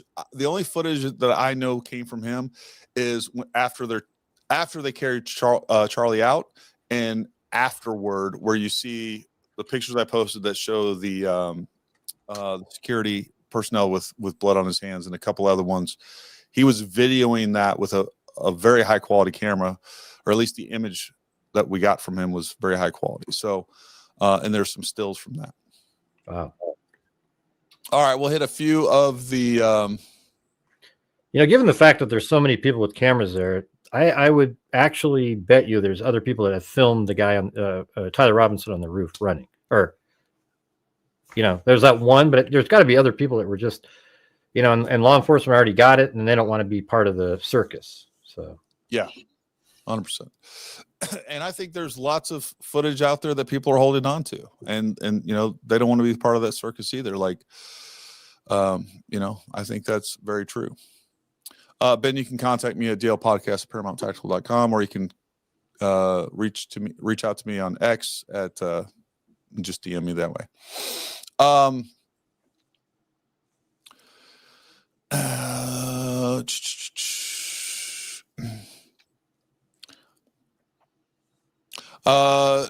Deuce abscondus. It's possible with the very edge of a vest, like a half inch, makes it unlikely to deflect near 90 degrees. I disagree with that, especially if it was already a frangible round. Again, what we have here is part of that vest is. Here's what I would say. Think about this. If I got to get rid of this Chiron, it bothers me, distracting me. So if you have it hit the very edge of this, it's supported basically 180 degrees, a little bit more, let's say 270. But basically what we have is it hits and then it goes up. I would think that we could, I don't know if it's a full 90 degrees, but it's also reinforced by his collarbone, because that's where I see that hit. So that's my thoughts on that. Again, it's possible. Prove that's him from the photos. Okay. Stephanie Cooper. I don't understand why they don't do an ear print on TR to prove that's him from the photos, because ear prints are as distinguishable and unique as fingerprints. Stephanie, you're working under the idea that the FBI needs to prove to you and us that they have the right person in custody. They have fingerprints. They have DNA. They are not going to prove to us, because their job is to preserve evidence and not prejudice the public and a jury, so that they can present that evidence. And that's the problem that I think a lot of people can't quite grasp here, is they're not going to prove to us that they have the right guy. They're going to prove to the jury that they have the right guy. That's how the justice system works. And they protect information. Yeah. Like I mentioned earlier, the Idaho 4 case, biggest case in years. They hardly gave us anything until motions were filed right near trial, where we got to see documents. where there was like, wow, this is incredible. And that was like 2 years after the event. So it's just like, I mean, we're just not going to see it, you know. Maybe up in, you know, there might be something leaked here and there, but it's just not going to be a big bulk of information. I'm looking into the screen, but the question was asked, did you guys see where the rocks were disturbed? Yes. I have it on, yeah. You could actually still see that the rocks were disturbed, but I got another, there you go. I got this for you. Number one, you can see the rocks are disturbed there. Yeah. And you can I have a really good photo of that from Reuters. You're always trying to one up me. Jeez. No, I mean, it looks, I mean, you can see it there. I'm just saying it's crystal clear, man. Like you can see an ant walking on a pebble. It was just pretty good. One upper with your chihuahua. Yeah. I won that one. That was good. Yeah. Oh, we're back to this. Oh, yeah. You want me to show? I thought you were going to. Oh, yeah. I got it right here. Hold on. It's right over here on the 20 Reuters image. Like these are some of the best images that are out there. Watch. And to also answer your question. I mean, that just shows you right where the tent was, straight on, you know. Yep. Like, it's perfect. And then like this one's pretty good. Also shows you right where he was. And then this one was what I used on Google Earth. I actually lined all of this up so we know exactly where the tent is. By just, you can do these things that are overlays in Google Earth. Yep. And I took this image and put it in there. So we got that one. And then like right there, that's one of them. I don't know if that's not the one that shows it clearly. But that shows you the angle of the shot though. Look at that. Perfect. Right there. There's a really good one. Shows the outline there. And yes, you can. I have drone footage of that exact spot. I'm still editing it. You can still see those marks. The other thing, and I don't know, I can't clearly. There were lots of people up there, you know, investigating, collecting forensics. But it also looks like there's drag marks where somebody was running, right along the path of where he was. And you know they actually repainted it from right here over. Really? Since like when we were there, it doesn't look like this anymore. It's crazy. I mean, I don't know. It was it must be a conspiracy. They're trying to hide the paint chips. Yeah. Someone in Orem was like, "Oh, I'm embarrassed by this crappy curb." Oh, look at that! Even on this one, see, here's the thing. Like, here's another shot of the ladder, and you know, we're all just looking right there and at these things. It's right above. There it is again, right there. See that? Yep. It's even there. You know, it's not as clear, but yeah, it's just sort of interesting that we all just kind of didn't see that sitting there. Yep. So that's all there was from the Reuters images. Once Lance saw that Gary was going to the scene, he jumped in his car to follow. How embarrassing. I don't. First of all, I think you're talking about Gray. I don't know who you're talking about, but that's not what happened at all. Oh, I don't. Yeah. I don't know He's talking about, my name. Well, here's the thing. Is like my name is Gray Hughes, but when I was born, my parents wrote L. Gray Hughes down, and then the doctor wrote Lance on the birth certificate. So you know, it's like I was never going to be called Lance, but that's like an official name that my trolls like to use out there. And no, I was actually going out there within the next couple of weeks anyways. And then he said he was going there. So I go, oh shit, I'll just time mine up. So I changed things around and went out there, you know. Yeah. That's just how it went. I was there, you know, I just made it work for my schedule. Yeah. I don't know where these people come from. Sandy Devaney says, not a hunter, just a thinker. Something made that hole in Charlie's neck. As an entrance, looks really large. As exit, looks really small. And where's the projectile? Under the new papers. 1 + 1 = 3. It doesn't look. It's not a. It's like the problem that you can't get away from on any of this. For people saying that that's an exit wound, it doesn't behave like an exit wound. The energy transfers clearly from the front. There's like it. The physics don't lie. It is, and I know other people interpret it differently, and that's fine. But I mean, if I showed without everybody being prejudiced by all these other crazy theories, and then you sitting through because here's what happens, and a lot of content creators do this, and I'm not saying this is even done nefarious or with intentional intent to deceive, although some of these do. They show you a photo, all right, and then they're going to tell you what to see, and then they're going to put a bunch of diagrams on there that look really convincing, and they're going to say, see this, see this, see this, see this, see this, see this. It's all BS, and because 99 out of 100 people, I think, if we looked at that video of slow motion from multiple angles of Charlie getting hit, 99 out of 100 would say he was clearly hit from the front without any of the other noise of people convincing you otherwise and making you see things that aren't there and all that other stuff. I mean, that's how I feel about it. Well, let me show you something on my screen really quick. This is what people used to always do. Like when in these conspiracy videos, they go like this.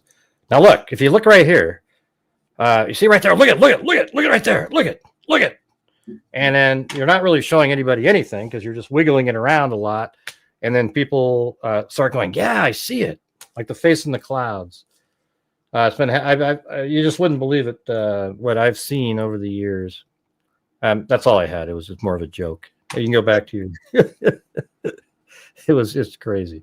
Look, I mean, the power of suggestion works, right? And I've seen people, and I've pointed this out. I got a whole humorous video of one person doing this in particular, and like I show you what he's doing and how he does it, and then he goes on to tell you, feed you a bunch of lies. Power of suggestion really does work.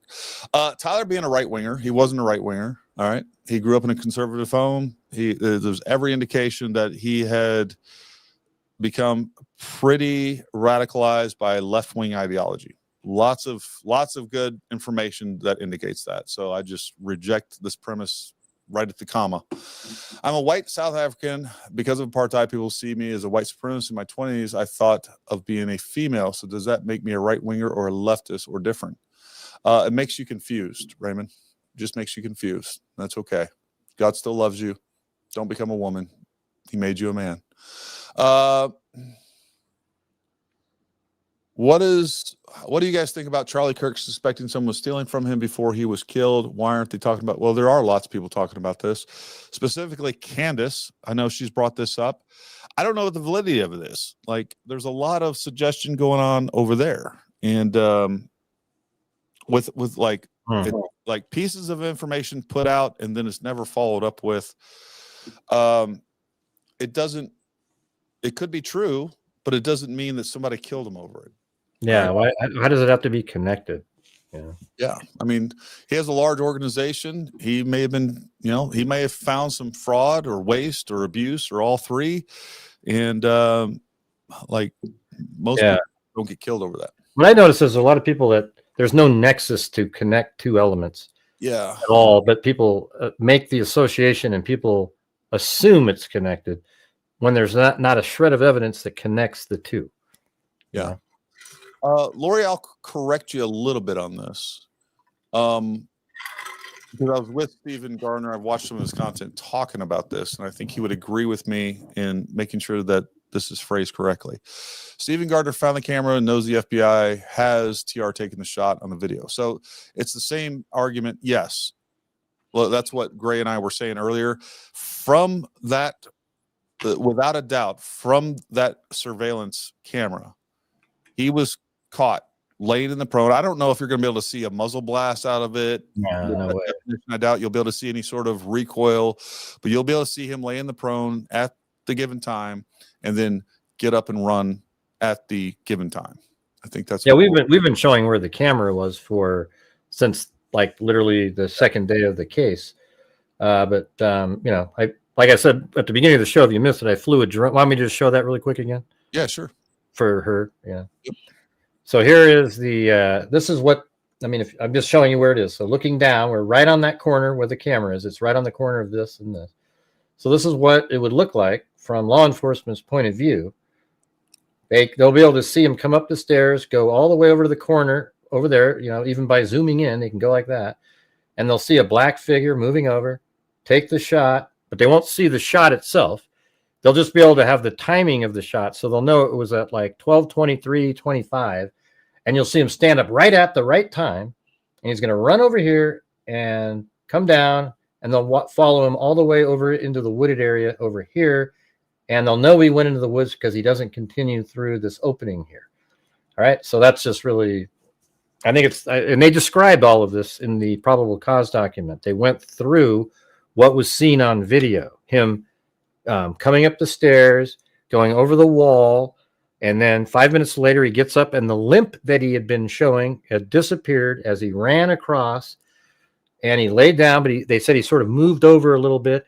So they were able to see it that well. And then after the shooting, he runs off the roof, and we've seen that video. So there you go. 100%. Wanted to find if I could find this certain thing. The next question that we have here, or Mike Weaver says, soft body armor doesn't spall. True or false? It's false. It's false. And it also depends on what you mean by spalling, right? When you have, so again, there's plenty of ammunition. I'm actually putting together a video. I've been working on it here and there in a couple different, over a couple of weeks. What you can find is that there is frangible ammunition that will fragment hitting ballistic gel, the equivalent of basically body tissue without any bones in it, and within a couple of inches, completely fragment and break apart. I think we can agree that even soft body armor, but by the way, I've shot an old piece of soft body armor that I have on a ballistic gel dummy, just at center mass. I'm going to share those results with you, which are pretty darn interesting. But that, a couple inches of ballistic gel has less resistance than a soft body armor, even a lower level. And understand, for instance, a level 3A or level 3 or what, like that protection is, by NIJ standards, is from about 16 feet away. You start moving that distance out, things change dramatically. So, no, I disagree with that completely. I don't even know what spalling is. Spalling. So really what it refers to, really what we're talking about is like when a round typically hits like a piece of steel or something like that, like if you're shooting steel targets, you'll have spalling, fragments of the bullet come back and potentially hit you or whatever else. So that's spalling is nothing more than pieces, fragments of the bullet. Like a ricochet kind of thing? No, it's not really a ricochet. I mean, it's basically pieces of the bullet that are shattering that are potentially going other places. Like, you know, if you're shooting flat steel with even pistol or rifle, if you're not far enough away, like sometimes you'll have a piece of spalling hit you. Like you could have somebody standing over there and they got hit by shrapnel or something, but it's part of the bullet, right? It kind of shrapnel is basically bullet shrapnel. That's another. Right. It's not the correct technical term, spalling, but yeah, it's the same thing. It's semantics. The Mormon Church and that college was recruiting for the CAI. I don't know what a CAI is. No, I know what you're saying. Okay. I mean, let's say they were. What does that have to do with this? Yeah. I mean, look, I mean, at the end of the day, folks, you know, these grand claims, you got to have some pretty grand evidence to back some of these things up. You need some evidence whatsoever. Right? Yeah. And the thing is, I've actually done cases where I don't agree with the prosecution at all. And I've seen it, and I absolutely, like, there's a case out there where it was a hot car death case where this guy, he got malice murder. And I was like, this is bull crap. I mean, yeah, it sucked what happened. And, eventually it got overturned by the Supreme Court because what I was seeing was so ludicrous, what the arguments they were making. And it ended up being overturned. And he still got 10 years for some other shit that they tried to pin on him, or what he did do. He did do some stuff. But it's just like, I don't, if something points me in another direction, I'm going to go there.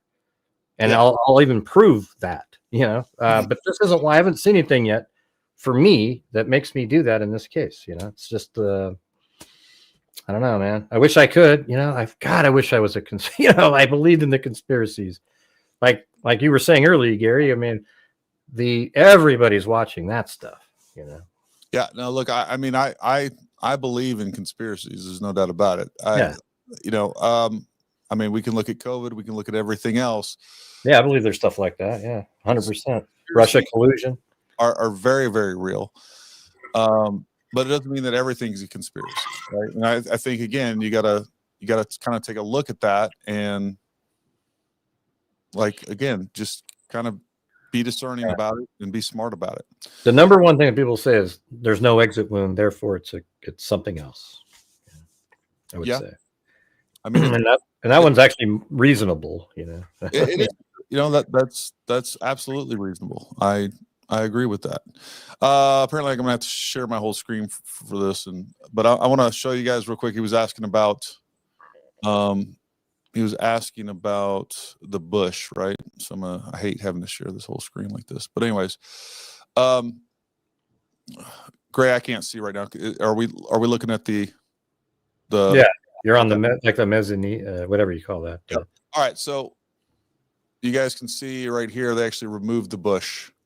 There is like a little plant there, but there was no bush in it. And folks, like, this is probably a better representation of the image that you're seeing right here of how close this actually is.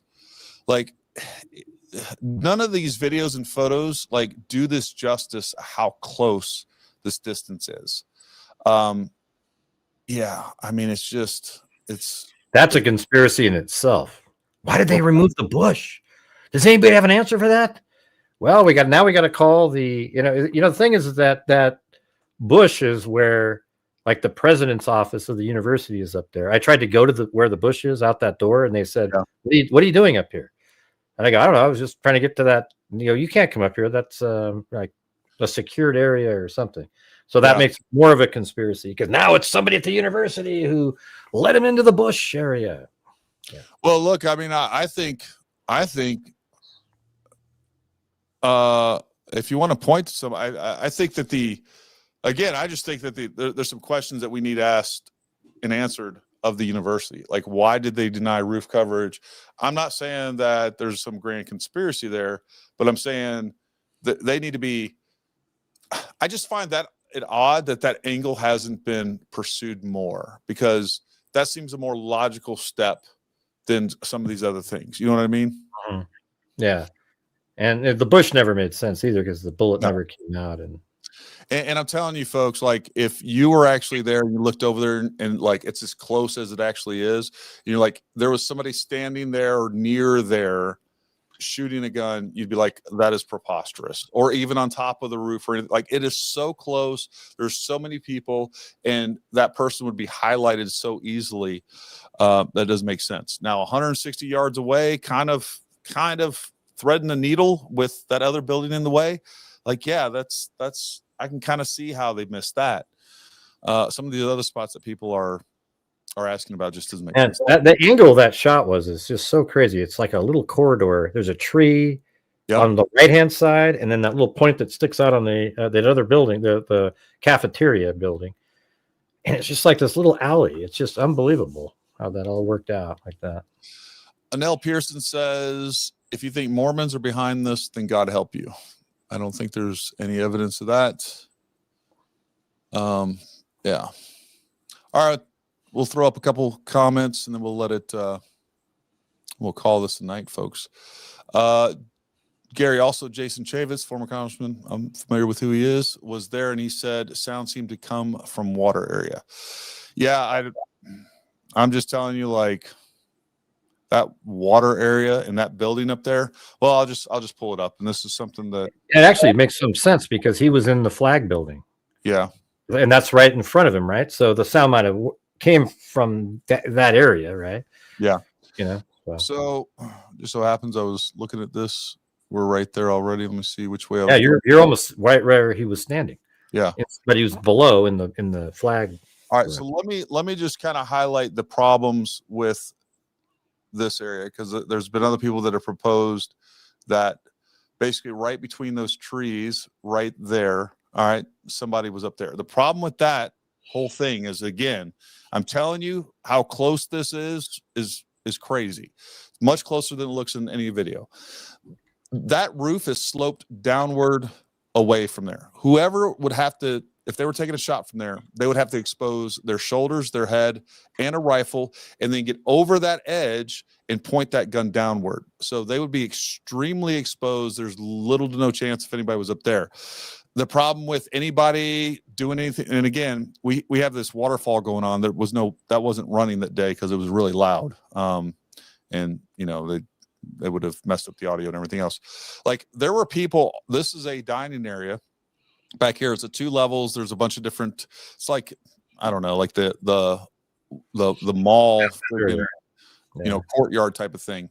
And anyways, like, there's 2 levels of that, a bunch of different restaurants. And there was people walking around all through here. So that couldn't have happened. There was people all at the bottom of this.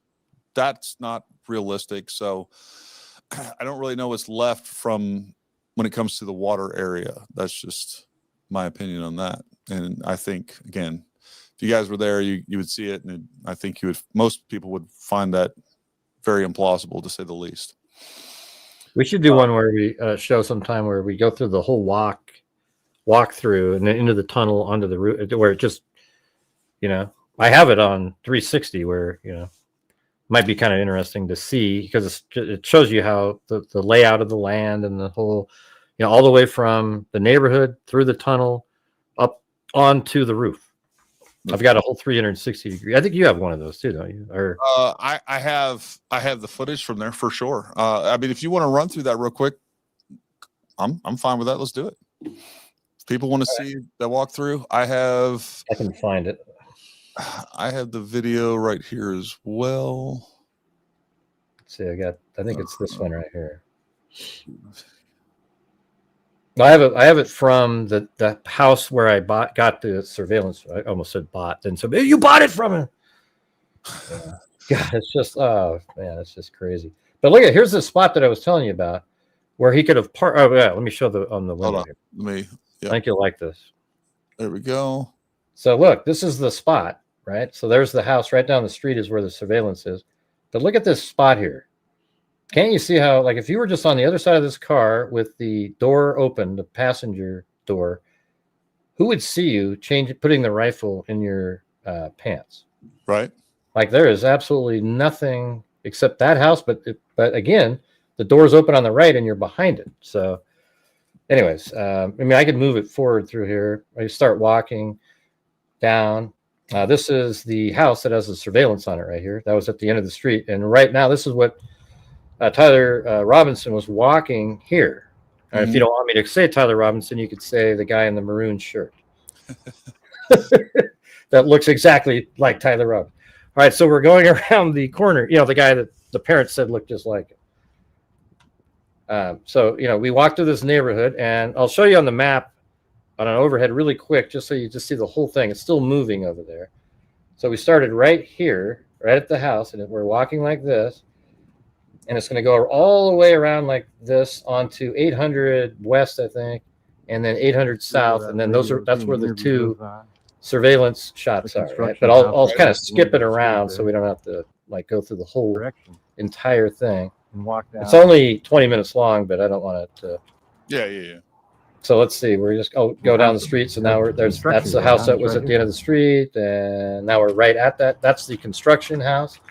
So Tyler Robinson was actually in the backyard where there was a excavator driver that spoke with him. And right over here is that the dirt area is just right like over this tree down below there.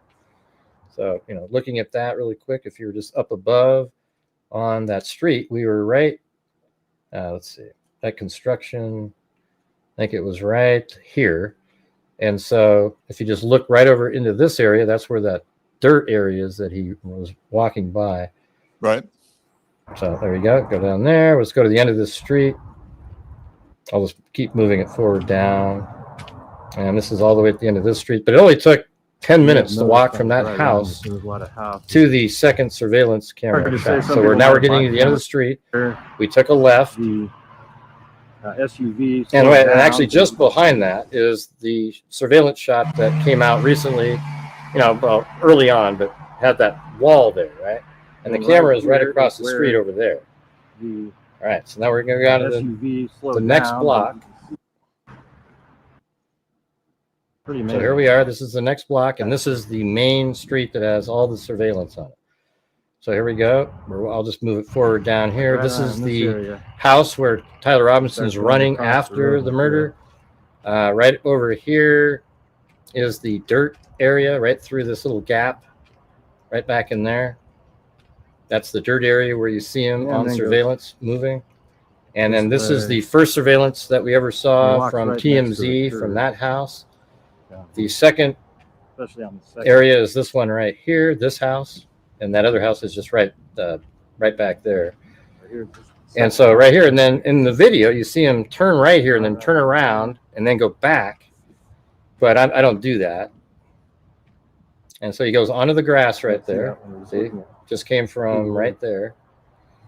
And you come down, and here's this little bridge that you go over. All right, and he chose this specifically because he had a gun in his pants. He didn't want to climb over this wall or go down the steps over there, but right here, it puts you right down to the level. Now, I accidentally go around to the right there, so I'll just move it forward to where I get to the right spot. Here it is right there. I'm up on this upper one he was walking on, and he makes his way to the tunnel. And then, let me go back a little bit here. Right there is the camera. In this area. That was filming as he came down the tunnel, just like I am right now. See, there's the camera. There's the camera.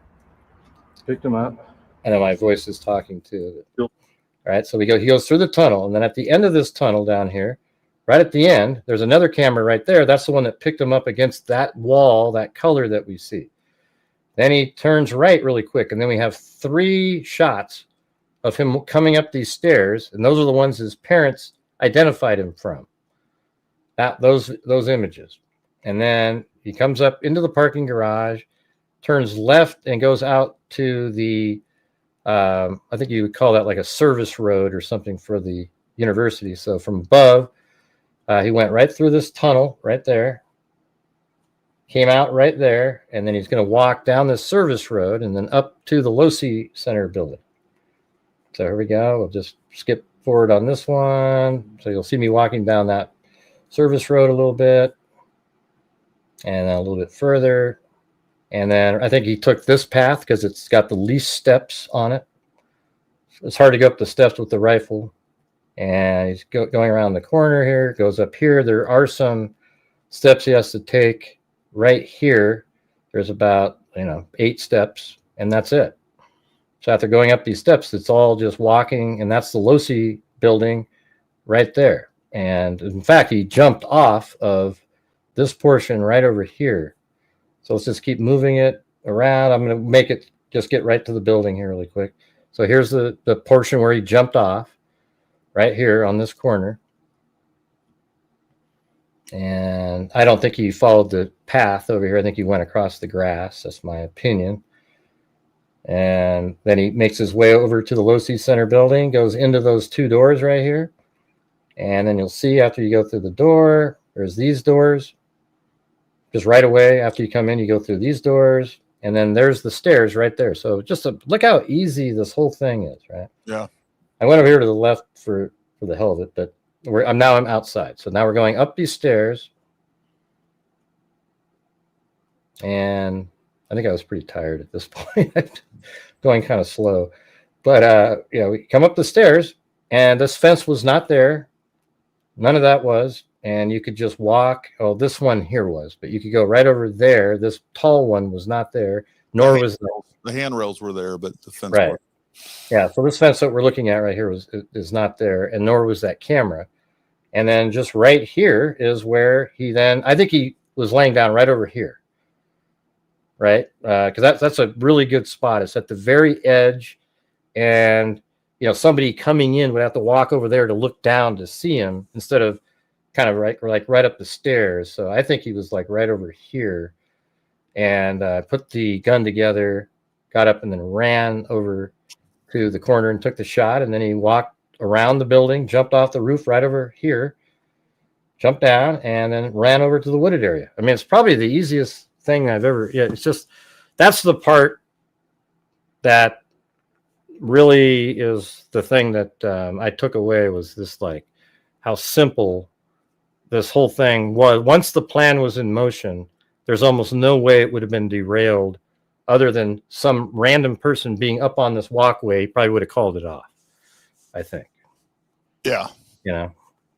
No, I agree. I think it's freaking, you know, it's much simpler, much easier than even I imagined it to be.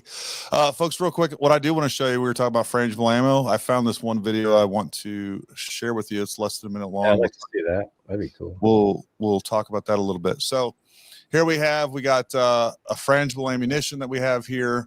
There's many like it. And again, this is 308, but anything that we can load, like 308 is basically 30-06. So these projectiles are similar projectiles we can load. You know what? I'm going to turn down this volume so we don't get with. That almost kind of looks like his back right there. Like when it, see? This, pretty crazy. Oh, jeez. But what I want you guys to see is how quickly this ammunition fragmented on ballistic gel, which I think all of us would agree has very little ballistic resistance. Any sort of Kevlar, any sort of ballistic protection is going to have significantly, multiple times, exponentially more ballistic resistance than this gel. So let's fast forward over to here for a minute. Let's test. So this is what we're talking about when we talk about spalling, but maybe I fast forward. Yeah, here we go. Let me find this spot right here. All right. So here we are. Oops, I thought I'd paused it. Let's look at this right here. Folks, look at this. This is 1 inch. Wow. All right. It is already at 1 inch. This round is completely broken apart. Now it's just spreading in depth. We have less than 8 inches. Again, some of the larger ones, but the primary, number one, we have the permanent cavity, right? This is all permanent cavity, not to be confused with the temporary cavitation that we saw at the beginning of that, which was obviously extremely violent. We look at, this is what happens with frangible ammunition. So I think no matter what, the best explanation of what's going on with Charlie is frangible ammunition. So, you know, that makes the most sense. And then on top of that, if we include some sort of ballistic protection, I think it absolutely makes a lot of sense to that too. So, you know, that's what we're kind of dealing with there. And, yeah, I mean, my thing is I'm just assuming they're going to, you know, everything else makes sense to me. This is the only part that's still up in the air. Like what, you know, it really is pretty much the only thing that's still up in the air. And maybe if he was working with other people somewhere in either there or online or something, but you know, you've come up with some really good like explanations of how it could be like that. And, you know, even your breastplate or the the protection that he was wearing, I think would just be, I mean, that makes a hell of a lot of sense. You know, it actually, when you showed that video with that little gray dot and everything, that was one that I went, man, maybe there really is something to that. That was a really amazing video. Well, yeah, I mean, I'm not going to pull it up, but I've replicated that gray dot, the exact gray dot on a white t-shirt. And I'm going to put that all into one cohesive video and show all this stuff. Yeah. Real quick, last couple of little super chats. Raymond, all right, buddy. Yeah, label it on there, tag me in it, and I'll check it out. Corn Pops Revenge, do you have a Patreon, Utreon, or subscribe star? Keep up the great work. So I do. I have a Patreon. I don't really do much on that. Look, if you want to go to Paramount Tactical at Patreon and you want to support us in that way, great. I've been meaning to start like doing like regular things. Like if you go to Patreon, you support us in any way, just know that you're supporting us and don't expect anything from me. That's kind of, I do the same thing on Patreon. It's hard to find the time. You know, I do I would like to get to a point to where we can start dedicating, once a week or once every 2 weeks or something, like just doing with Patreon subscribers. So if you want to support us over there, as long as you're not expecting anything in return, we appreciate it. It goes, like, all that stuff goes back into this channel for sure. So I appreciate it. Well, folks, listen, we've been 3 hours deep, and we appreciate you hanging on with us and talking with us. And I don't know, hopefully you found it helpful, informative, entertaining. Some of you probably found it enraging or whatever else. I'm sorry. Looking at the, I wasn't looking at the live chat the entire time, but hopefully you guys kept it civil over there. That's all I expect out of this, right? Like, let's all be adults. Let's talk. If you want to challenge us, me, or anybody else on the channel with stuff, let's talk through it like freaking adults, right? If you're just going to call people names or whatever else, or just be insulting, like, go do something else. And, we don't have to do these lives. I like doing these lives. They're not produced. They're not as smooth as a normal podcast or whatever else, but I like being able to include the audience. So that's why we do them. I want to hear from you. I really do. And I like to hear people's perspectives on this stuff. And, definitely many questions, comments that I've gotten from you, the viewers, have made me think about things in a different way. And that's what this is about. So I thought it was really fun to go through the information. I really appreciate you having me on. Oh. And like I said before in my video, I met him in person. He's cooler in person than he is on the damn show. I can tell you that. I agree with you. Even though now that I heard that he plays pickleball, it's dropped a bit. Okay. I went from here to here. No, and Gray's the same way, man. Gray's a lot of fun to hang out with. He has a killer sense of humor, and I enjoyed hanging out with you. And I look forward to doing it again in the near future.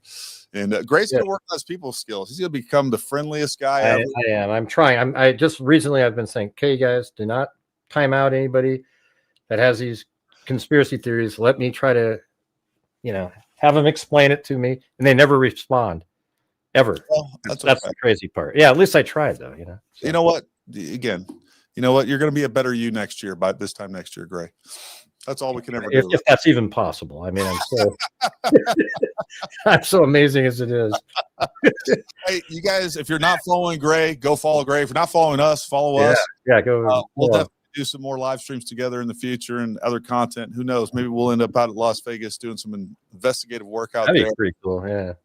Maybe we can schedule that right before SHOT Show. I always go to SHOT Show every year. Maybe we can meet up and see what we can find out before that. I do think that is. I want to find out what happened, and I have some theories about what went on. I think there was a lot of theatrics involved with that, and I don't mean that to be it was fake. What I mean is, well, I don't know. We'll explore that another time. Well, listen, folks, we really appreciate you tuning in. We really appreciate your support. Gray, don't go anywhere. Like, subscribe, go follow Gray. Go follow me on Twitter. I'm going to start doing a lot more content on Twitter. That's a social media platform I hadn't really played with. I'm getting better at it, and I understand it a little bit more. So anyways, we're doing more stuff on there. But until next time, stay armed, stay ready. We'll talk to you soon.